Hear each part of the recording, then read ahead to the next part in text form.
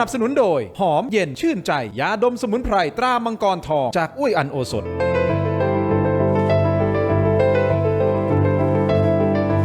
สวัสดีครับต้อนรับทุกท่านเข้าสู่รายการถกไม่เถียงครับประเด็นที่ผมจะถกวันนี้ยังต่อเนื่องเกี่ยวกับวงการตำรวจนะครับเรื่องของซื้อขายตำแหน่ง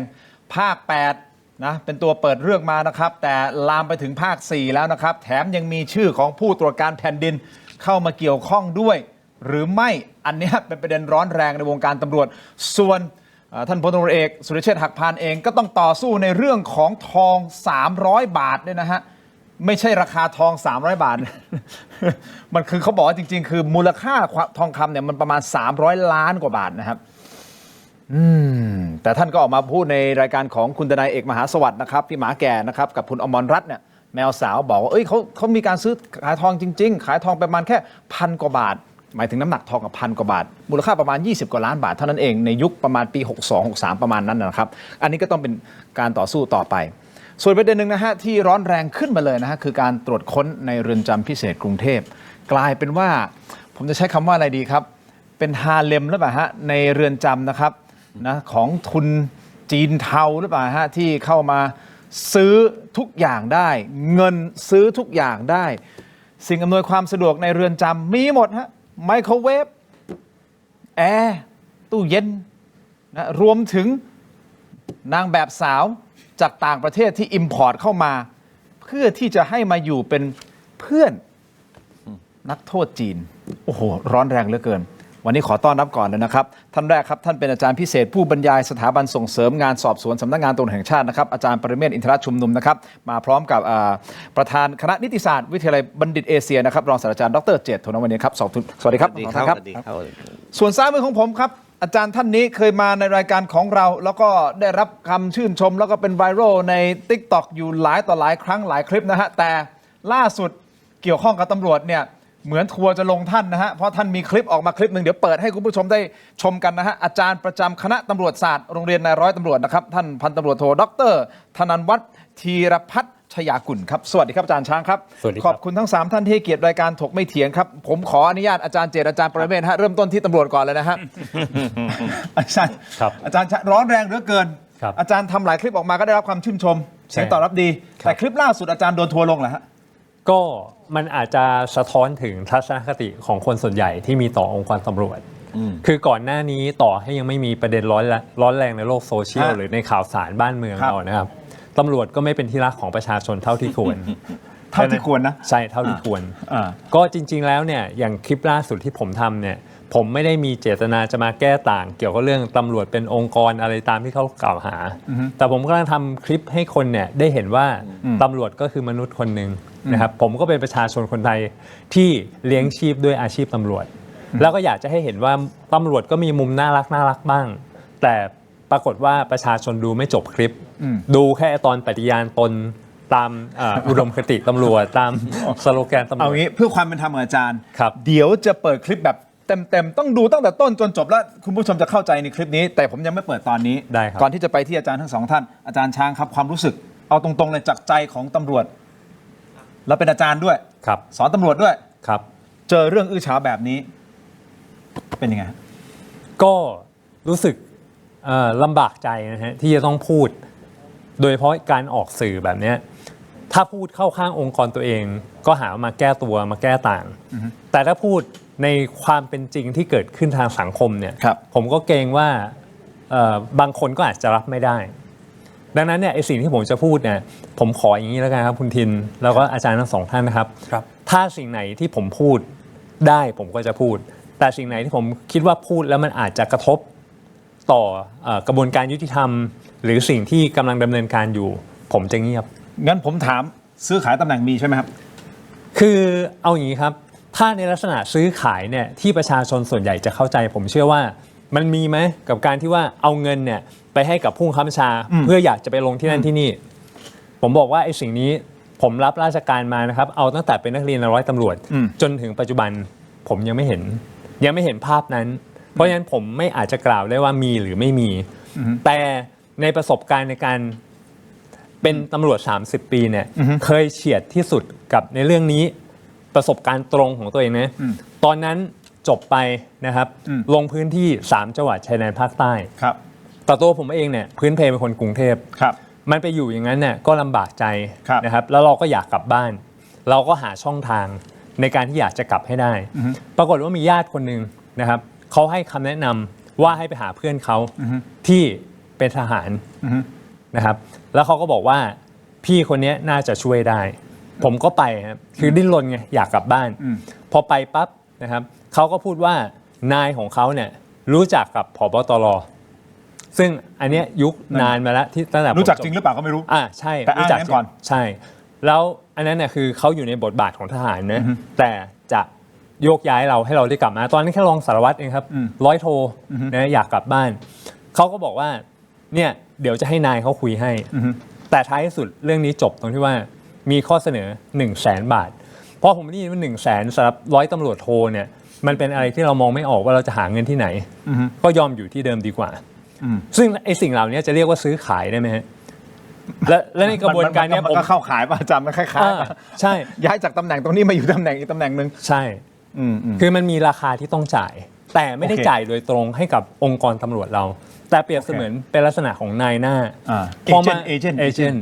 ก็พอมาเจอข่าวในช่วงเนี้ย เราเลยรู้สึกว่าเฮ้ย โอเค มันก็คล้ายๆกันกับที่เกิดขึ้นในปัจจุบันคือเราไม่รู้ว่าท้ายที่สุดแล้วเนี่ยไอ้เงินเหล่านี้เส้นทางของมันเป็นยังไงและใครได้ส่วนแบ่งนะครับใครได้คอมมิชชั่นหรือใครได้ผลประโยชน์แค่ไหนอย่างไร ครับ แล้วประกอบกับข่าวหลายๆข่าว ครับ ที่คุณอัจฉริยะนำ ครั มา บ เสนอ ไม่ว่าจะเป็นในส่วนของภาค 8 ก็ดี ภาค 4 ก็ดี ครับ หรือมีคลิปปรากฏเป็นคลิปเสียงหรือแชทข้อความเนี่ย ฮะ มันก็ทำให้คนเนี่ยเชื่อได้ว่าไอ้เรื่องการซื้อขาย ครับ มันก็คงจะมีความเป็นไปได้สูง งั้น ว่า เดี๋ยว มีจริง เดี๋ยวขยายเพิ่มเติมกับอาจารย์ช้างในจังหวะต่อไป แต่จังหวะที่ผมจะเดินต่อไปนี้ อาจารย์ปรเมศเป็นคนที่น่าจะคลุกคลี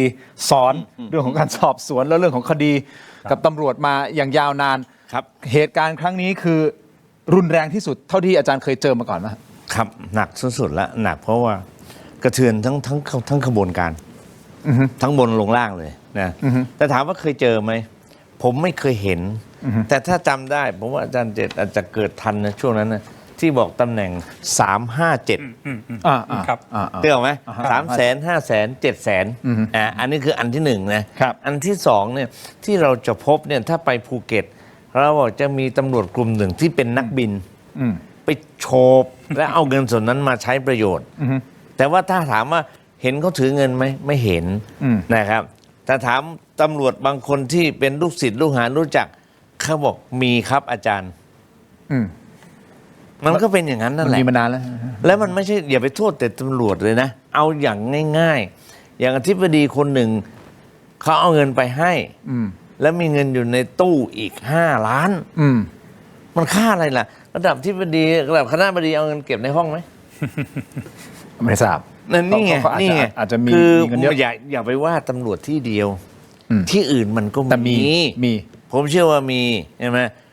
เอาหนักกว่านั้นอีกอธิบดีคนหนึ่งมาหาผมนะไม่บอกว่ากระทรวงไหนนะ อ่าฮะ เขาบอกเปลี่ยนรัฐมนตรีไม่ใช่ชุดนี้นะเดี๋ยวไปกระเทือนเขาอีก อ่า เปลี่ยนรัฐมนตรีชุดหนึ่งขึ้นราคา ถ้าคุณจะนั่งต่อเพิ่มถ้าไม่เพิ่ม ผมจะเอาคนอื่นมานั่งแทนอธิบดีกันคุยกับผมครับ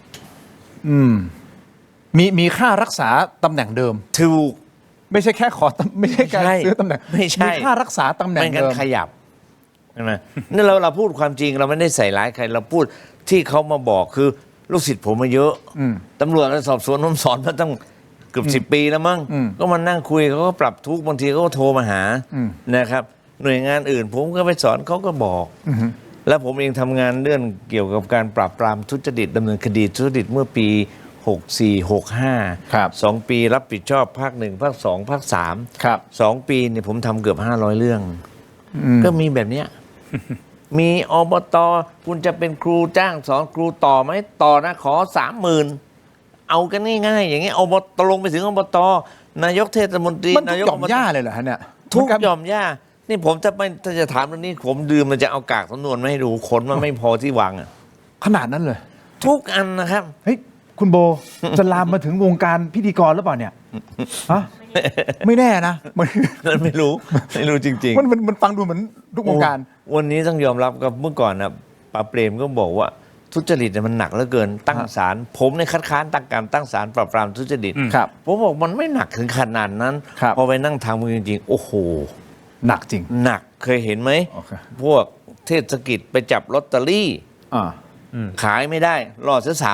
300ลงนะลงเล็กกว่านี้อีกไหม อ๋อ กระเป๋ารถเมย์เก็บตั๋วเก่าขึ้นมาขายถูกไหนตรวจตั๋วจับติดคุก2 ปี มีหมด โอเค อาจารย์เจตครับ ครับ ก็เชี่ยวชาญเรื่องกฎหมายเอางี้ดีกว่าเหตุการณ์ครั้งนี้กับตำรวจนะในมุมของอาจารย์เจตเนี่ยมันกระทบกับกระบวนการยุติธรรมยังไงในมุมของอาจารย์เจตเลยหรือมันไม่กระทบหรือเหมือนยังไงฮะมันเพราะว่าเป็นต้นน้ำถูกต้องไหม ครับ ตำรวจคือต้นน้ำของกระบวนการยุติธรรมทั้งหม ครั ด บ ในมุมของอาจารย์เจต เรียนอย่างนี้ว่าประชาชนทั่วไปแหละ ครับ เป็นต้นน้ำของกระบวนการยุติธรรม อือฮึ คือพวกเรา อือฮึ เข้มงวดมากพอ มีวินัยเพียงพออ อฮึ แล้วเอาจริงเอาจังกับเรื่องการทุจริตประพฤติมิชอบ การช่อราชบังหลวงมากน้อยแค่ไหน ครับ อันที่จริงเด้อประชาชนพวกเราราษฎรทั้งหลายเนี่ยนะครับ อืม รู้ก็เยอะนะ อืม สิ่งที่ทั้งสองท่านพูดเนี่ยนะครับ อือฮึ ร้านทำผมก็ทราบ อืม ทำไมร้านทำผมถึงทราบ ร้านทำผมมีสามีจะได้เป็นผู้กำกับ แบบที่ท่านอาจารย์ช้างพูดเลย อืม มันไม่ได้ไปองค์กรโดยตรงหรอกครับไม่มีใครเอาเงินเข้าสำนักงานตำรวจแห่งชาติโดยตรงหรอกถ้าแบบนั้นเนี่ยดีเลย ครับ สำนักงานตำรวจแห่งชาติก็จะได้เจริญก้าวหน้า แล้วก็จะได้มีเงินมาให้สายตรวจ ขี่มอเตอร์ไซค์ตรวจตรา อืม ซื้อจักรยานดีๆ มาให้เวลาปั่นอยู่ในพื้นที่เมืองที่ไม่ต้องใช้พวกรถให้มันเป็นมลพิษ อืม ถูกไหมครับ ซื้อยุทโธปกรณ์ต่างๆ ที่จะทำให้ต่อสู้กับโจรผู้ร้ายได้มากขึ้น อัน นี่ นี้ เล เลย ยอันนั้นคือถ้าเงินเข้า ถ้าเงินเข้า สตช องค์การองค์กรตำรวจจริงนะครับแต่เนี่ยมันไม่ใช่หรอกแบบที่อาจารย์ช้างบอกทำไมช่างผมรู้ แต่เขาต้องเอาเงินไปจ่ายให้ภรรยาของนายที่จะสามารถดูแลให้สามีของช่างผมได้เป็นผู้กำกับอย่างเงี้ยช่างผมก็ทราบ แล้วคุณทินอย่างที่ท่านปรเมศบอก อืม คุณทินไปจอดรถ อืม ในที่ที่เป็นถนนหลวงนะ ใครๆก็จอดได้ มีคนมาเดินพี่ครับ พี่ครับ ไม่ใช่คนของหลวงนะ คุณทินให้ไหม20 บาท 30 บาทให้ไหม ถ้าคุณทินไม่ให้ พอคุณทินออกมาเป็นยังไง รถถูกขูด ยางแบน ไอ้พวกอย่างนี้ไม่เรียกว่าทุจริตเหรอ ที่คุณทินถามว่าในวงการนี้มีหรือเปล่า ได้ยินกันมาตลอดถูกไหมครับ นางแบบคนหนึ่งอยากจะขึ้นเวทีที่ดี อืม ๆ ก็ต้องไปสังเวยอย่างเนี้ย อืม ดาราคนหนึ่งกว่าที่จะได้เป็นดาราดังผ่านมาตั้งกี่มากน้อย อันนี้ผมไม่ได้ว่าพวกท่านเหล่านั้นนะ ไม่ได้ตั้งใจที่จะพูดถึง อืม สิ่งที่เป็นวิกฤตการณ์ในชีวิตของท่าน อืม แต่พอคุณทินถามว่าแบบนี้มันกระทบกระบวนการยุติธรรมไหม ถ้าประชาชนเรายังเป็นแบบเนี้ย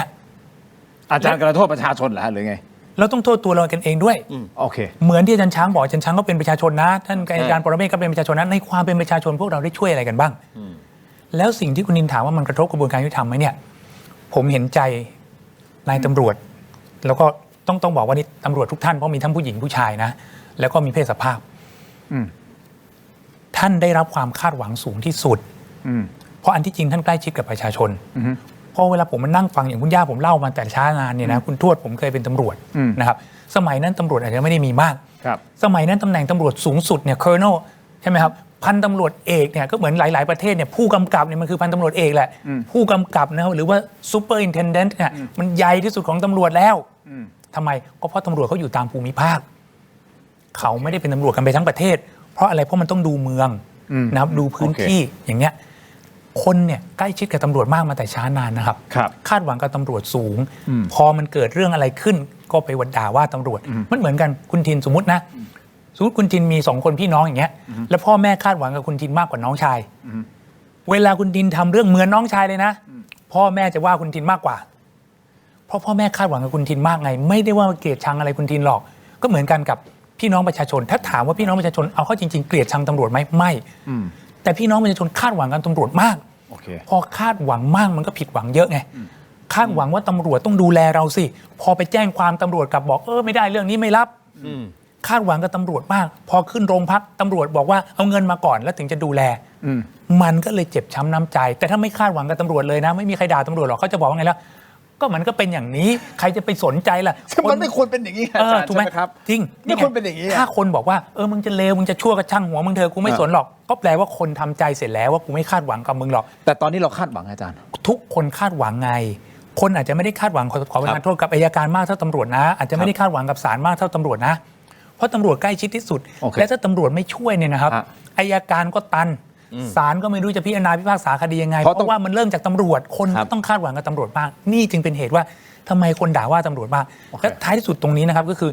ผมว่าตำรวจดียังไงก็มีมากกว่าตำรวจไม่ดี ไม่งั้นอยู่ไม่ได้หรอกครับ วินาศสันตโรไปนานแล้ว ก็จริงนะครับเพราะเวลาตอนนี้เอาแค่เราใกล้ตัวคนที่คุณผู้ชมคอมเมนต์อาจจะแบบว่าด่าตำรวจอะไรก็แล้วแต่นะฮะแต่ถ้าสมมุติเกิดขโมยขึ้นบ้านท่าน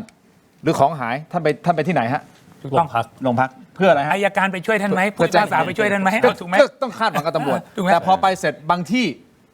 ต้องจ่ายตังค์มาก่อนเฮ้ยเขาทุกข์มาแล้วอ่ะ ก็นี่ไงครับ ต้องจ่ายตังค์มาก่อนถึงทำคดีให้มันยิ่งเจ็บช้ำก็มันก็เลยเป็นอย่างนี้ยอาจารย์ ลูกมันกินข้าวตำรวจจะจับ แม่ขู่ลูกไม่กินเดี๋ยวตำรวจจับนะ ตั้งแต่ต้นเลยเห็นไหม คำขู่คนโบราณเนี่ยอ่า โอเคถ้ามาอย่างนี้มันจะไปออกยังไงทางออกมีไหมอาจารย์ช้างมองวิกฤตการณ์ครั้งเนี้ยมันเป็นอย่างนี้แหละ จะเดินต่อไปยังไงในมุมของอาจารย์นะครับว่าเราจะแก้ไขยังไงอาจารย์ปรเมศด้วยอาจารย์เจตด้วยเดี๋ยวผมขออนุญาตพักสักครู่นิดเดียวแต่ก่อนที่จะปิดเบรกนี้นะเปิดคลิปช่วงสั้นๆได้ไหมที่อาจารย์ช้างทำคลิปออกมาแล้วกลายเป็นว่าโดน ท่องปฏิญาณ ท่องปฏิญาณ ตน เอาแค่สั้นๆก่อนนะแค่สั้นๆนิดหนึ่งไปฟังกันฮะคุณผู้ชม ข้าพเจ้าจะจงรักภักดีต่อชาติ ศาสนา พระมหากษัตริย์ และรัฐธรรมนูญ ข้าพเจ้าจะยอมเสียสละทุกสิ่งทุกอย่าง เพื่อระงับทุกข์และดำรงสุขให้แก่ประชาชนตามหน้าที่ของผู้พิทักษ์ ช้างบอกว่าคนดูสั้น ใช่ คอมเมนต์ พราะว่า เลย ดูแค่ประโยคแรกคนก็แทบจะอาเจียนออกมาแล้ว เอาอย่างนี้ พอเห็นว่าเป็นตำรวจ ๆ เอาอย่างนี้ เดี๋ยวดูคลิปเต็มๆเพราะผมต้องตั้งดูคลิปเต็มให้ความเป็นธรรมนะ ครับ แล้วเดี๋ยวคุณผู้ชมเข้าใจว่าคลิปนี้คือมันมีที่มาที่ไปไงพักสักครู่ครับ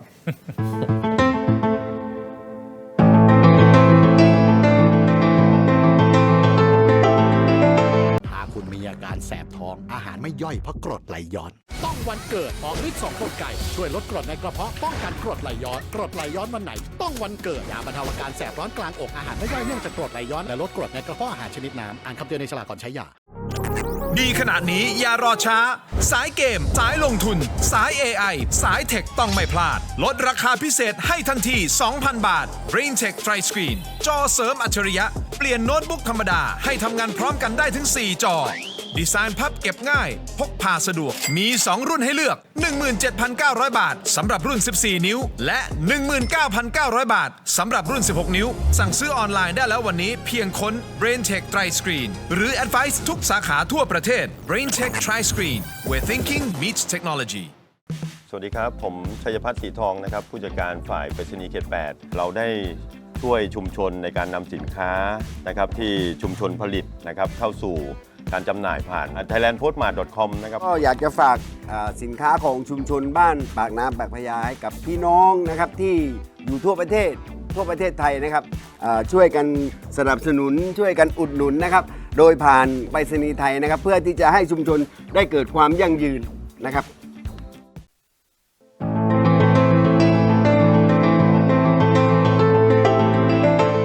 วันเกิดยาบรรเทาอาการแสบร้อนกลางอกและอาหารไม่ย่อยเนื่องจากกรดไหลย้อนชนิดน้ำอ่านคำเตือนในฉลากก่อนใช้ยา กลับมากันต่อครับถกไม่เถียงอยู่กับอาจารย์ปรเมศอาจารย์เจตแล้วก็อาจารย์ช้างนะครับอันนี้เพื่อความเป็นธรรมอาจารย์ช้างนะครับคือคลิปเมื่อสักครู่นี้ที่เปิดในช่วงท้ายนะเบรกที่แล้วเนี่ยเป็นแค่ส่วนหนึ่งเป็นแค่บางช่วง ครับ แต่อยากจะให้คุณผู้ชมฟังเต็มๆแล้วเดี๋ยวจะมาฟังอาจารย์ว่าอธิบายว่าทำไมถึงทำคลิปนี้ออกมา แล้วโดนทัวร์ลงอย่างค่อนข้างหนักเพราะมาในช่วงที่มีตำรวจออกมาปฏิญาณตนกันหน้าสพสนกันเยอะแยะมากมายนะครับเดี๋ยวไปดูคลิปเต็มๆของอาจารย์ช้างประมาณสักนาทีนิด ใช่ครับ ๆเชิญครับ ข้าพเจ้าจะจงรักภักดีต่อชาติ ศาสนา พระมหากษัตริย์ และรัฐธรรมนูญ ข้าพเจ้าจะยอมเสียสละทุกสิ่งทุกอย่าง เพื่อระงับทุกข์และดำรงสุขให้แก่ประชาชนตามหน้าที่ของผู้พิทักษ์สันติราษฎร์ข้าพเจ้าจะปฏิบัติหน้าที่ด้วยความซื่อสัตย์สุจริตและยึดศีลธรรมเป็นหลักประจำใจข้าพเจ้าจะยึดมั่นอยู่ในวินัยและรักษาไว้ซึ่งระเบียบแบบแผนของสำนักงานตำรวจแห่งชาติข้าพเจ้าจะเชื่อฟังคำสั่งของผู้บังคับบัญชาและจะปกครองผู้ใต้บังคับบัญชาด้วยความเที่ยงธรรมอย่างเคร่งครัดโอเคจบแล้วไปทำงานได้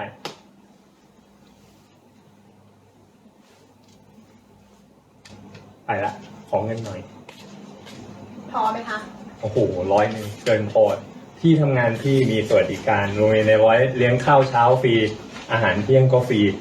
โอเคงั้นแสดงว่าต้องมีเงินเหลือกลับมา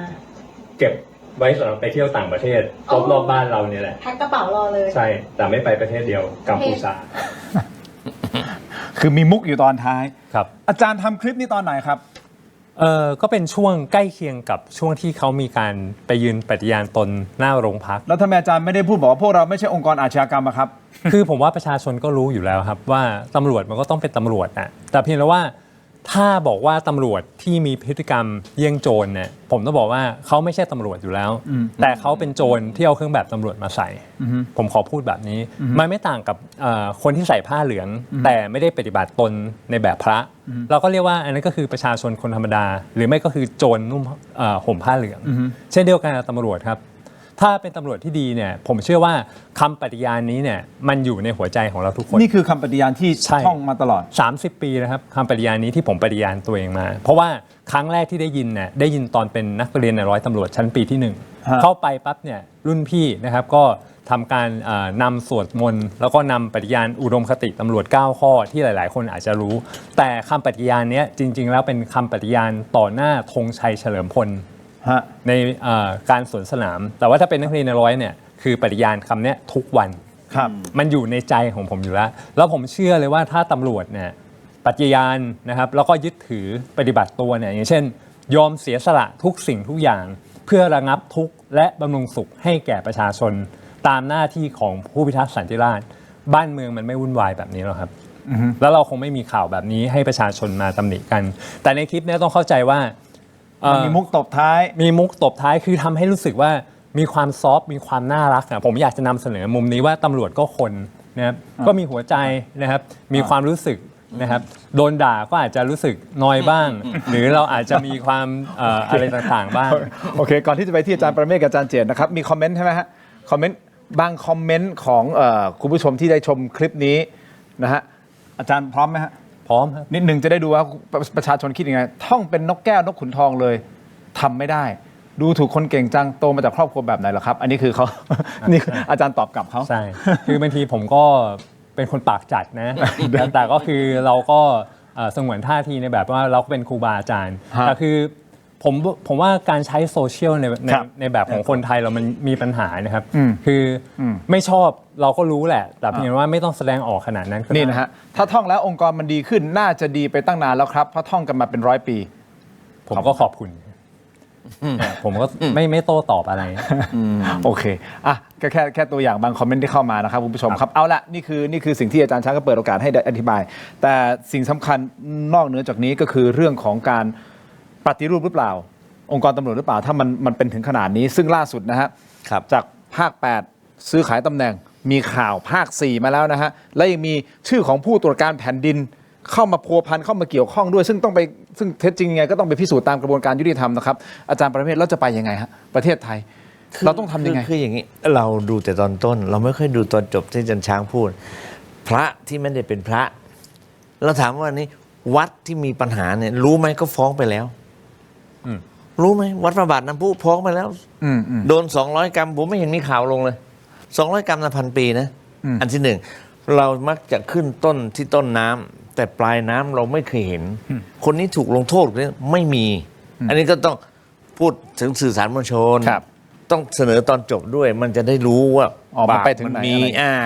ทีนี้อย่างที่พูดวันนี้เอาอีกอันนึงก่อนจะไปถึงว่าจะทำยังไงผมอยากเราจะปรับทัศนคติใหม่ไม่ใช่ยุคสกช.นะแต่อินฟลูเอนเซอร์ทั้งหลายเนี่ยอย่าพูดเฉยๆได้ไหมกล่าวโทษสิกล่าวโทษเอาให้มันจริงจังแต่มันนี่เหมือนเราไปพูดตัวนั้นทีพูดตัวนี้ทีผมก็ยกตัวอย่างเมื่อกี้ผมคุณทีนะเหมือนคณะกรรมาธิการเนี่ยเราก็ต้องเข้าใจว่าคณะกรรมาธิการเนี่ยไม่ใช่เวทีของการแสดงละครไม่ใช่เอาคนที่ขัดแย้งมาปะทะกันเขามีหน้าที่สอบสวนข้อเท็จจริงแล้วสรุปจากนั้นเสนอรัฐบาลหรือหน่วยงานของรัฐไปดำเนินการแก้ไขพอเราทำแบบนี้ปั๊บมันเกิดความแตกแยกหนักยิ่งขึ้นแทนที่จะเดินหน้าแก้ปัญหาวันนี้เดินหน้าด้วยการต่อสู้ฟาดฟันกันเห็นไหม แต่เขาอยากจะโปร่งใสฮะอยากจะให้เห็นว่าเฮ้ยตกลงมันมีอย่างนี้มัน วิธี ไม่มีอุ๊บอิ๊บไม่มีอะไรแบบ เอามาคนละที อ้าว ต้องคนละทีวิธีการโปร่งใสนะ อ๋อ เหมือนศาลปกครองเนี่ยศาลปกครองเราฟ้องปั๊บเขาส่งคำฟ้องให้ผู้ถูกฟ้อง ผู้ถูกฟ้องก็แก้ตัวปุ๊บก็ส่งคำแก้ตัวให้ผู้ฟ้องจะมีอะไรโต้แย้งไหมมันต้องพูดคนละทีอย่าทำให้เวทีทุกเวทีเป็นโรงละครเห็นไหมเหมือนนักดนตรีนักร้องอะถ้าขึ้นร้องเพลงไม่มีคนดูเนี่ยร้องไม่มันหรอกแต่ถ้าคนเต็มสนามโอ้โหใส่เต็มที่เลย นี่คือหลักคิดก่อน เพราะฉะนั้นเราจะแก้ปัญหายังไงเนี่ยผมว่าไม่ได้อยู่ที่ระบบแล้ววันนี้อยู่ที่สันดานคน อุ้ย เอ้า แล้วเวลาอาจารย์สันดานคนที่หันมาหาหน้าผมเต็มๆเลยนะอาจารย์ ไม่ใช่เอาเปลี่ยนใหม่ขอโทษ ไม่เป็นไรอาจารย์ อยู่ที่นิสัยถาวรของคน อ๋อนี่สายถาวรโอเค ถ้าเราแก้ตรงนี้ได้ประเทศไทยไปกว่านี้ เพราะฉะนั้นมันคือเรื่องของคนละ เรื่องของคนปรับทัศนคติเสีย เอาง่ายๆว่าผมไม่ได้ว่าตำรวจนะครับ เอาแค่ปัญญาในการไม่ให้มอเตอร์ไซค์ย้อนสอนหน้ามอกรุงเทพเนี่ยก็ยังไม่มีปัญญาเลยเอาป่ะเพราะฉะนั้นให้ตำรวจไปแก้ให้ตายก็ไม่ได้ แต่ประชาชนต้องแก้ตัวเองอย่างที่ท่านว่าประชาชนนี่คือต้นน้ำจริง ๆ ประการที่หนึ่งประการที่สองงบประมาณที่ทุ่มลงไปกับครูหน่อยได้ไหมแต่พอตัดไปกับครูปั๊บครูก็เป็นหนี้จนไม่มีเวลาจะสอนหนังสือมาหยุกตกอยู่ที่ผมหนี้สินสหกรณ์ครูเนี่ยคือมันไม่ผมก็รู้จะแก้ยังไงนะแต่เราก็พยายามที่จะลดปัญหาถ้าจะปฏิรูปตำรวจผมบอกว่าอ่ะการโยกย้ายเนี่ยมันต้องชัดเจนครับแต่เราที่ผ่านมาไม่ชัดเจนบางคน4 ปี 8 ปีขึ้นผบเลยเห็นไหมมันเป็นวัฏจักรที่ทำให้น้องๆข้างล่างเนี่ยเขาก็มาบ่นผมเคยเป็นผู้บังคับบัญชาเขาวันนี้เขาเป็นผบตรแล้วผมยังไม่ได้ขึ้นผู้การเลยเพราะฉะนั้นไอ้การแก้นะมันต้องไปแก้ข้างในประชาชนก็อย่างที่อาจารย์ว่าต้องรักความถูกต้องแต่คนไทยเราเป็นไงไปศาลกูกินขี้หมาดีกว่าแค่รักษาสิทธิ์ตัวเองขอกินขี้หมาดีกว่ามันไปไม่ได้ครับสังคมเนี่ยมันไปไม่ได้จริงๆวันนี้เราเห็นสสบางคนออกมาพูดเรื่องความจริงไอ้นั่นสอบเลยมีจักรยานนี่ก็ไม่เข้าใจไอ้จักรยาน2 ล้อเนี่ยที่เขาไม่ระบุหรือระบุเนี่ยมันไม่ใช่สาระคุณรวยขนาดไหนเพราะฉะนั้นมันต้องใส่หมดนะครับเห็นไหมมันต้องใส่หมดแว่นตาอันนึงต้องรายงานปปชไหมมันไร้สาระสิ้นดีผมบอกเราเลิกได้ไหมเลิกคอนฟ lict ได้ไหมเรามาสร้างสรรค์กันวันนี้ถ้าเราไม่สร้างสรรค์ไม่มีทางฝ่ายทางสายวิชาการพยายามจะแนะนำวิธีการไปดูเถอะครับแม้แต่การต่อสู้กับกัมพูชาก็มีการแนะนำพูดให้ฟังแล้วว่ามันก็ไปเอาพอพูดถึงกัมพูชาอาจารย์ดูนะบางทีผมไม่ได้ว่าสื่อสารมวลชนนะแต่บางทีเราคิดคนละมุมไอ้อินฟลูเอนเซอร์เขมรมันพูดคนเดียวโอ้โหขยี้ข่าวกันทุกช่องล่อกันทีละชั่วโมงใครยิ้มอ่ะไอ้อินฟลูเอนเซอร์เนี่ยกูลงทุนนิดเดียวกระจายกันด่ากันทั้งประเทศถูกไหมนั่นผมบอกอยู่ที่สำนึกของเราอยู่ที่คนอาจารย์เจตคิดเห็นยังไงผมขออนุญาตอาจารย์เจตนะฮะเดี๋ยวผมขออนุญาตพักสักครู่อีกสักนิดเดียวเดี๋ยวมาฟังอาจารย์เจตนะรวมถึงกรณีของเรือนจำที่กลายเป็นเรื่องอื้อฉาวอีกหนึ่งเรื่องอันนี้คือระดับโลกนะฮะเพราะว่าข่าวนี้มันกระจายผมเชื่อว่าต่างชาติเขาบอกโอ้โหเงินสามารถซื้อทุกอย่างในประเทศไทยได้แม้แต่ความเป็น VIP ในเรือนจำนางแบบตัวท็อปค่าตัว7 หลักนะฮะบินตรงมาที่เรือนจำพิเศษกรุงเทพเพื่อที่จะไปเป็นเพื่อนสนิทของจีนเทาพักสักครู่ครับช่วงหน้ากลับติดตามครับ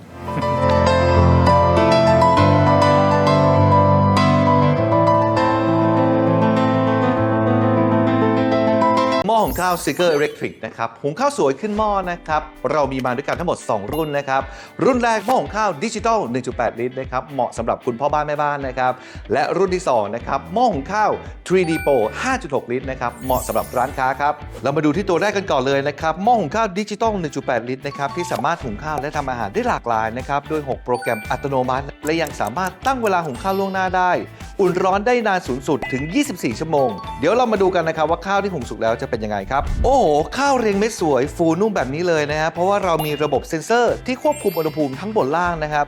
สำหรับรุ่นต่อไปนะครับหม้อหุงข้าว 3D Pro นะครับของเรามีระบบ 3D Heating นะครับอุ่นรอบทิศทางนะครับที่ฝาจะช่วยลดไอน้ำมีชั้นรองไอน้ำจากในหม้อนะครับเหมือนหุงข้าวใหม่ตลอดเวลานะครับหุงข้าวครั้งเดียวนะครับสูงสุดได้ถึง50 จานเลยทีเดียวนะครับใช้งานง่ายแค่ปลายนิ้วคลิกครับแถมหม้อหุงข้าวทั้ง2รุ่นนี้นะครับยังเคลือบนอนสติ๊กนะครับข้าวไม่ติดหม้อทำความสะอาดง่ายสั่งซื้อตามช่องทางด้านล่างนี้ได้เลยครับ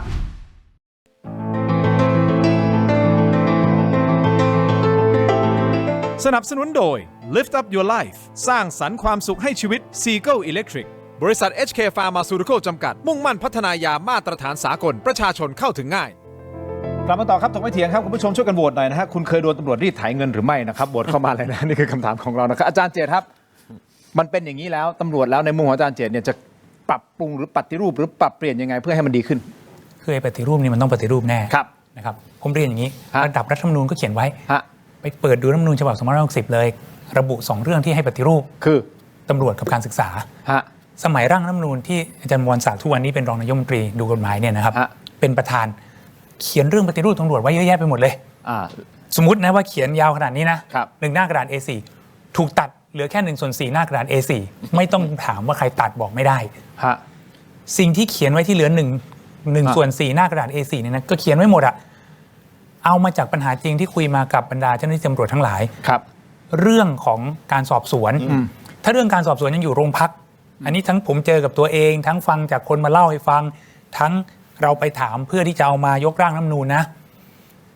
ผู้กำกับเฮ้ยนายสั่งมาเขาสอบมากันจนกระทั่งถึงจะส่งอัยการได้อยู่แล้วอะผู้กำกับให้เลิกเถอะก็มีแบบเนี้ยใช่ไหมครับ แล้วบางทีสืบนะผมคุยกับท่านที่เป็นสืบสวนเลยนะท่านบอกถ้าเกิดสืบกับสอบแยกกันนะผมก็ไม่ทำบรรดาไอ้พวกข้อมูลทั้งหลายไอ้พวกเบาะแสหรือว่าพวกพยานหลักฐานไปส่งสอบทำไมผมต้องส่งล่ะมันเป็นกันซะอย่างนี้ก็เหมือนท่านอัยการปรเมศบอกอะท่านหนึ่งบอกมันต้องแก้สันดานนี่ไงคุณทินอาจจะอยากให้พูดแบบนี้มันต้องแก้สันดานผมไม่ได้อยากให้อาจารย์พูดผมอยากให้อาจารย์พูดในสิ่งที่อาจารย์คิดฮะแต่ขอไม่อยาก ไม่ผมบอกว่าให้ท่านอัยการปรเมศพูดอย่างนี้เพราะอะไรถ้ามันจะแยกที่แท้จริงนะครับป้องกันเป็นงานป้องกันแบบที่ท่านอัยการปรเมศถามป้องกันคือป้องกันถูกไหมรถมอเตอร์ไซค์ขึ้นสะพานแล้วไปดักตรงปลายสะพานป้องกันมันต้องอยู่ตรงหัวสะพานดิพอมอเตอร์ไซค์มาถึงอย่าขึ้นนี่คือเรียกว่าป้องกันถ้าไปอยู่ตรงปลายสะพานเขาเรียกว่าปราบปรามอะไรที่ไม่จำเป็นต้องปราบปรามป้องกันได้ก็ป้องกันสิเช่นรถขึ้นสะพานเงี้ยไอ้เรื่องปราบปรามเช่นขโมยขโจรมันทำแล้วมันปล้นธนาคารแล้วมันปล้นไอ้ร้านทองแล้วต้องเข้ามาปราบปรามอันนั้นถูกงานป้องกันก็คืองานป้องกันก็แยกไปส่วนหนึ่งงานปราบปรามก็เป็นงานปราบปรามส่วนหนึ่งแต่ทุกวันนี้เขาเอางานป้องกันไปทำเป็นปราบปรามเพื่อที่จะมีผลประโยชน์อะไรเปล่าไม่รู้แล้วถ้ามันจำเป็น2อันนี้ก็จะต้องสนที่กำลังกันเรียกว่าเลขป้องปรามถูกไหมงานสืบสวนก็ทำไปงานสืบสวนบางทีอาจจะไม่ต้องแต่งเครื่องแบบนะครับเพราะว่าเขาจำเป็นที่จะต้องเข้าไปอยู่ในพื้นที่ที่อาจจะมีโจรมีขโมยมีผู้ร้ายมีคนทุจริตมีคนประพฤติมิชอบมีคนช่อราชมีคนบังหลวงถูกไหมงานสอบสวนอันที่จริงเนี่ยเอาไปไว้กับคนที่มีความสันทัดในเรื่องนี้อาจจะไม่ได้เป็นเจ้าหน้าที่ตำรวจโดยตรงนะอย่างเช่นหลายประเทศบอกว่าถ้าเกิดมันเป็นเรื่องระหว่างรัฐเป็นเรื่องที่รัฐในระดับใหญ่ที่เรียกว่าสหพันธรัฐเช่นอเมริกาต้องเข้ามาดูแลเขาก็จะมีที่เรียกว่า Federal Bureau Investigation คือ FBI เข้ามาดูถูกไหมแต่ถ้าเป็นเรื่องระดับมลรัฐหรือเป็นเรื่องระดับเมืองตำรวจก็ดูไปแต่ว่าเขาแยกกันเพราะฉะนั้นงานตำรวจจะต้องแยกเป็น4อันถูกไหมโอเคอาจารย์ผมงานตำรวจแยกเป็น4อันใช่ไหมครับผมขอให้คุณผู้ชมไปที่ออนไลน์ของเราตอนนี้นะครับ YouTube ใน Tel Digital นะฮะรวมถึง Facebook ถกไม่เถียง Facebook CS7 HD News เดี๋ยวไปคุยกันต่อนะครับยังมีเรื่องของเรือนจำอีกนะฮะ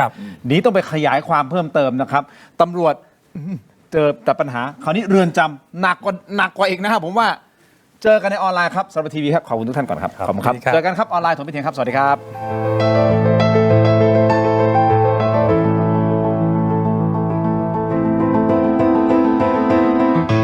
ยังอยู่กับ3ท่านของเราครับอาจารย์ช้างอาจารย์เจตและอาจารย์ปรเมศนะครับคุณผู้ชมที่ชมรายการอยู่นะตอนนี้อยากให้ช่วยกันโหวตหน่อยนะครับทีมงานที่น่ารักของผมขึ้นโหวตให้หน่อยได้ไหมฮะ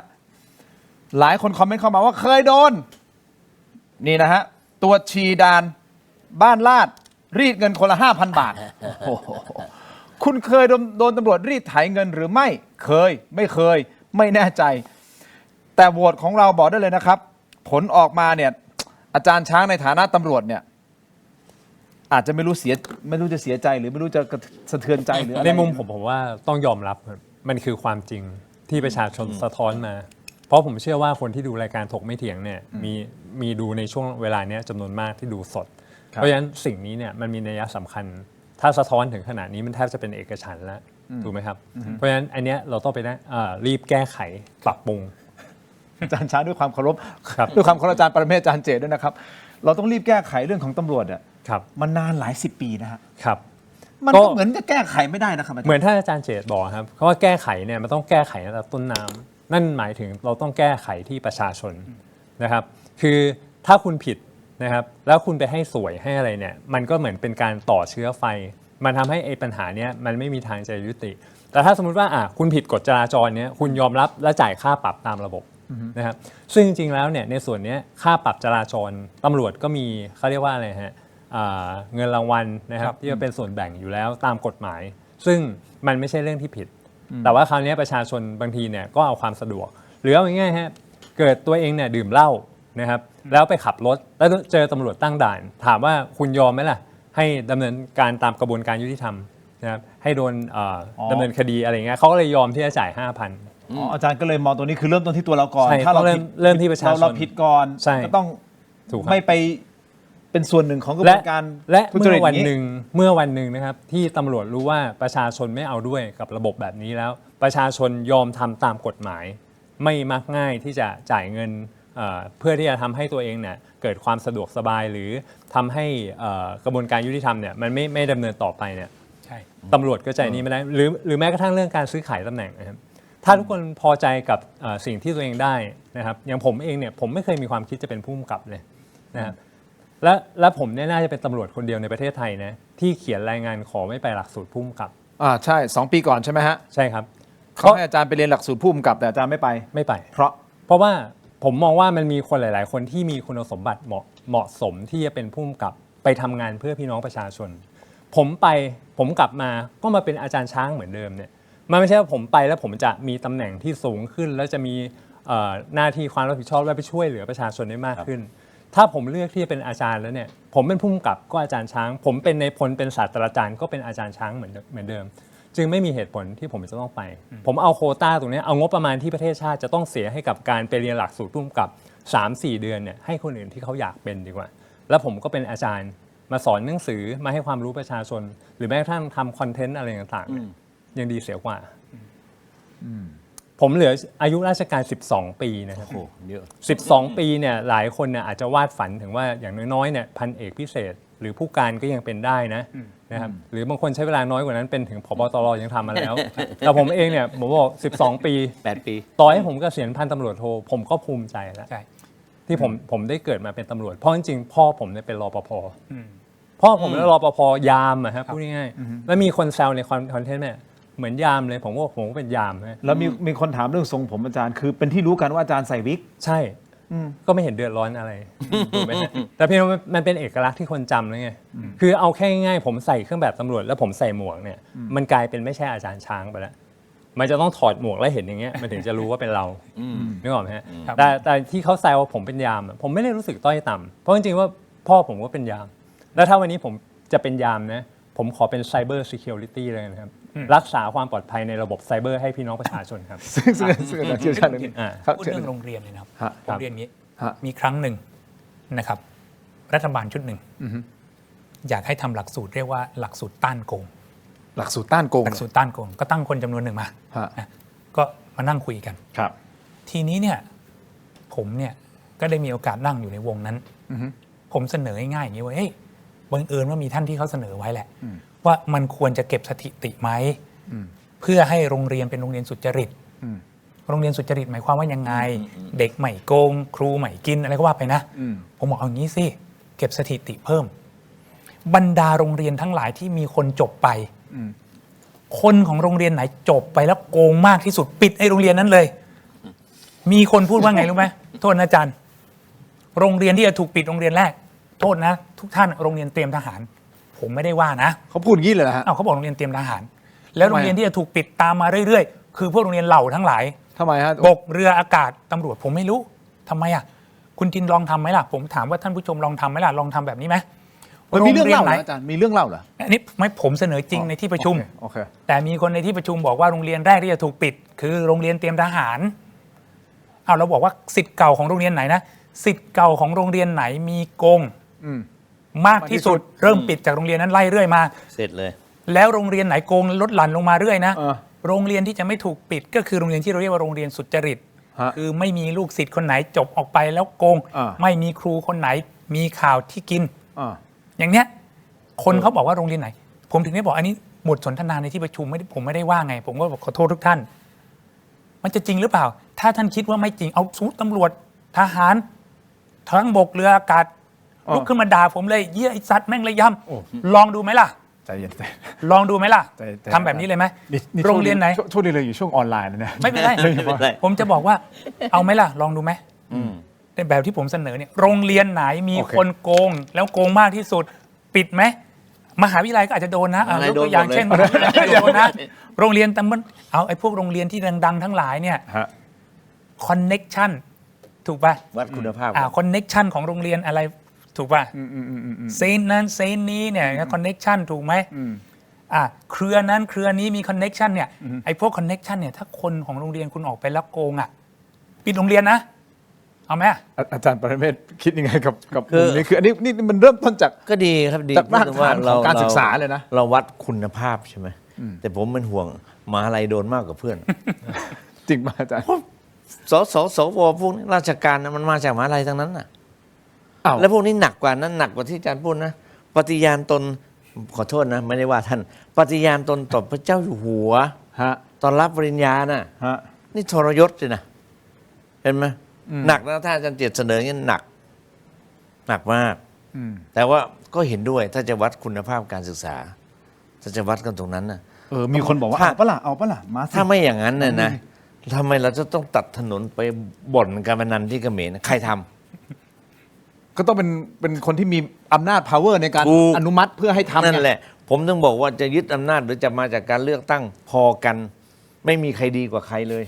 นี่เรากำลังพูดถึงโครงสร้างของประเทศเลยนะฮะไม่ใช่แค่วงการตำรวจอย่างเดียวนะนี่เราก็พูดถึงแบบทุกหย่อมย่าที่เราแตะไปนี่เจอแผลหมดเจอทั้งหมดเลยก็เหมือนที่ผมพูดก่อนเข้ารายการกับคุณทินเนี่ยประเทศไทยเรามีปัญหาเรื่องโครงสร้างครับมันเป็นเพราะระบบเจ้าขุนมูลนายระบบศักดินาแล้วก็ระบบอุปถัมภ์สิ่งที่มันหลอมรวมกันกับความเป็นชาติไทยเราเนี่ยนะครับแล้วก็ไม่เคารพ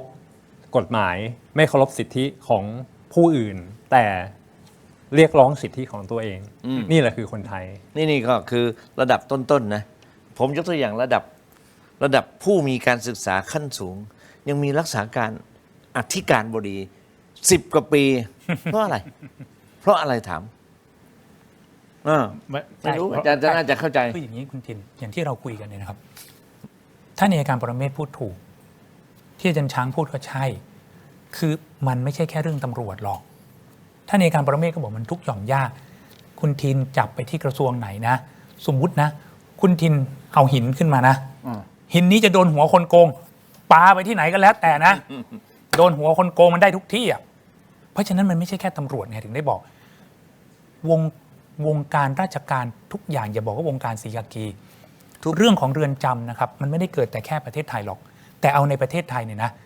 ประสบการณ์บางอย่างนะมีคนมาบอกผมครับเฮ้ยพี่เดี๋ยววันนี้ผมจะไปกินก๋วยเตี๋ยวกับคนนั้น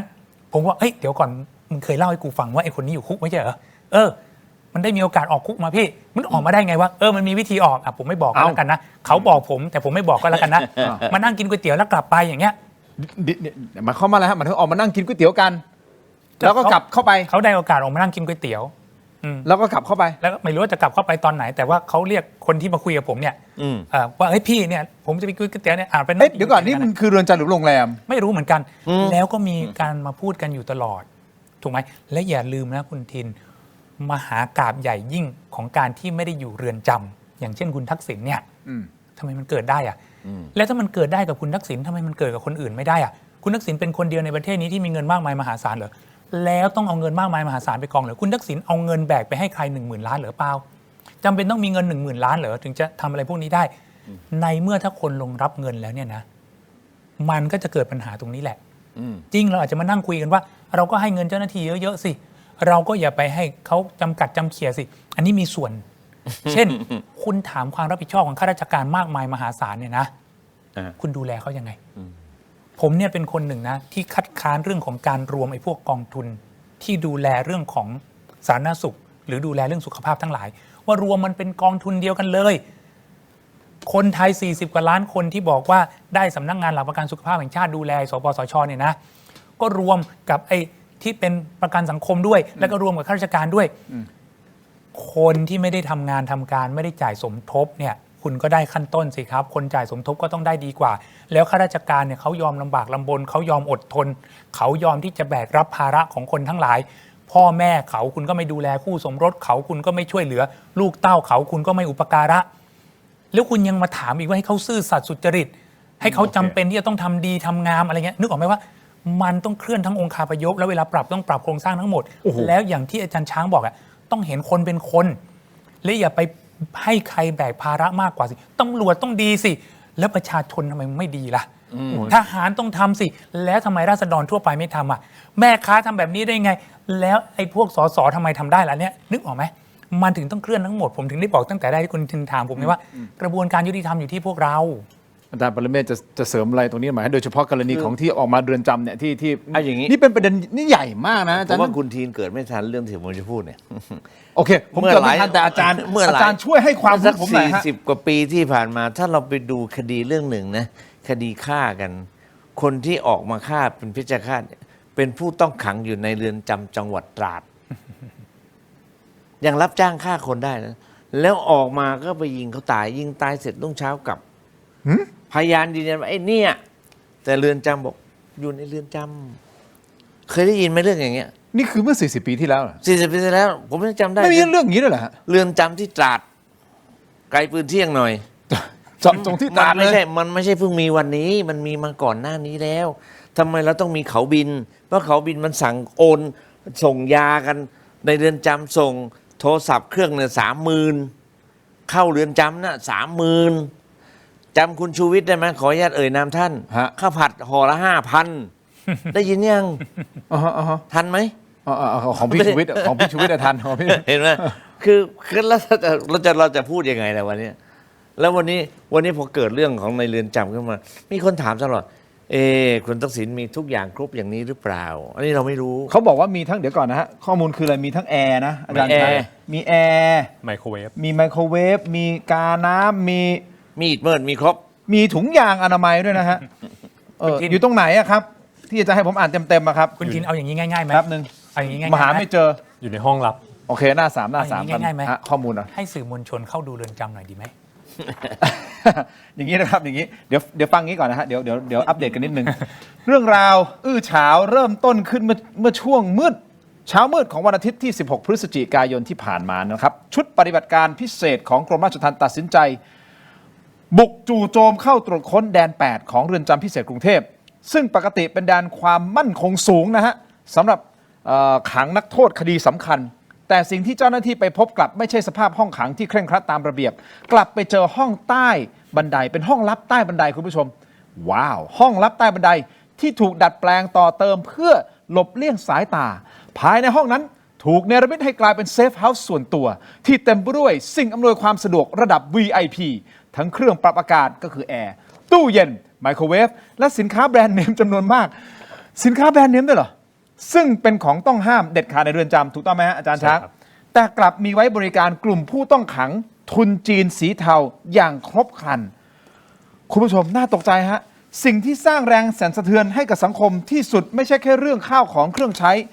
แต่คือการนำนางแบบสาวชาวต่างชาติเข้ามาให้บริการทางเพศก็คือมีเพศสัมพันธ์กับผู้ต้องขังซึ่งสอดคล้องกับหลักฐานที่ชุดจับกุมตรวจพบในที่เกิดเหตุอย่างนี้มันมี2ข่าวออกมาบอกว่าไปพบถุงยางอนามัยที่ใช้แล้วแต่อีกข่าวนึงบอกว่าไปพบถุงยางอนามัยแต่ยังไม่ได้ใช้ เป็นกล่องมันแยกกันอยู่บ้างไม่รู้อะฮะอาจจะเจอทั้ง2อย่างถูกต้องอาจจะเจอทั้ง2อย่างยังไม่ได้ใช้และที่ใช้แล้วเพราะว่าที่ใช้แล้วคือมีแต่เขาบอกว่ามีนางแบบสาวเป็นชาวต่างชาติเข้าไปอยู่ในนั้นไปอยู่กับนักโทษคงไปนั่งคุยกันค่าตัวปรับทุกกันค่าตัว7 หลัก ล้านหนึ่งนี่เอามา อันนี้ นั่งคุยไหม อันนี้คือตามแหล่งข่าวที่เขารายงานข่าวกันมานะครับ แต่ก็ไม่ได้ปรักปรำนะ แต่ว่าสิ่งของต้องห้ามมันมีอยู่แล้วแหละนะฮะเขาบอกทำให้เห็นภาพชัดเจนว่าสถานที่ราชการแห่งนี้ถูกเปลี่ยนให้กลายเป็นแหล่งมั่วสุมฮาเร็มในคุกมีของมีคมด้วย ซึ่งมันห้ามมี ใช่ ถูกต้องไหมครับโดยมีเจ้าหน้าที่รัฐบางกลุ่มรู้เห็นเป็นใจเปิดทางให้สรุปมันก็ต้องมีแหละครับไม่งั้นมันทำไปไม่ได้ คุณทินมันก่อสร้างได้ยังไงสถานที่แบบนี้ ไม่ใช่อยู่ดีๆเดี๋ยวเอามันเนรมิตแล้ววางตุ๊บได้เลยนะไอ้นี่มันไม่ใช่ว่าหนุมานอมพระพลาไว้ในปากแล้วเอาพระพลาไปวางไว้อีกที่ได้เลยนะครับ มันต้องก่อสร้างมานานแค่ไหนถึงจะได้ที่แบบนี้มา คือสถานที่เนี่ยมันจะต้องมีความปลอดภัยสูง แล้วจะต้องไม่มีที่รับหูรับ ถูก ตา ต้อง ในเรือนจำนะคุณทินจะถ่ายทุกข์เนี่ยยังมองเห็นกันเลย ใช่ ไม่มีคำว่าที่รับตานะค อ่ะ รับ ผมเคยเข้าไปเยี่ยมหลาย ฉะนั้นนะ หลาย คุณ เรือนจำ ผมเสนอ 3 อย่างนะ ในเรื่องนี้นะ1เปิดเรือนจำทุกเรือนจำให้สื่อมวลชนเข้าไปดู จะได้รู้กันไงว่าเรือนจำบ้านนี้เมืองนี้มันมีแบบนี้อีกกี่ที่ 2บรรดานักโทษจีนทั้งหลายนะส่งกลับประเทศจีนไปทำความร่วมมือกับประเทศจีนเลยส่งกลับประเทศจีน ให้ ไป เขาจัดการไป ให้เขาจัดการไปไอ้พวกจีน พวก เอา จีน จีน เทา ทำอะไร เนี่ย เนี่ย มันไม่อยากกลับบ้านมันนะ นี่ใช่ใช่ ส่งมันกลับ ก็กลับไปเมื่อไหร่ ความร่วมมือกับ ประหาร จีน ชีวิต เลยถูกต้องมันโดนประหารชีวิตไปซะ มันส่งได้อยู่แล้วอาจารย์เพราะ มันส่งได้อยู่ มันได้ไหมอาจารย์ ได้เพราะปกติเนี่ยบางทีต่างชาติเนี่ยนะที่เขาโดนเนี่ยพวกออสเตรเลียพวกอังกฤษเนี่ยเขาจะมีญาติของเขาเนี่ยขอให้เราส่งผู้ต้องขังที่ตัดสินแล้ว กลับไปบังคับโทษที่นู่น ใช่เอาเถอะ ก็เหมือน ส่ง กัน ไปเลย เราส่งก็ได้ จีน โอเค ทั้งหมดทำความร่วมมือกับประเทศจีนเลยจีนทั้งหมดขอส่งกลับประเทศจีน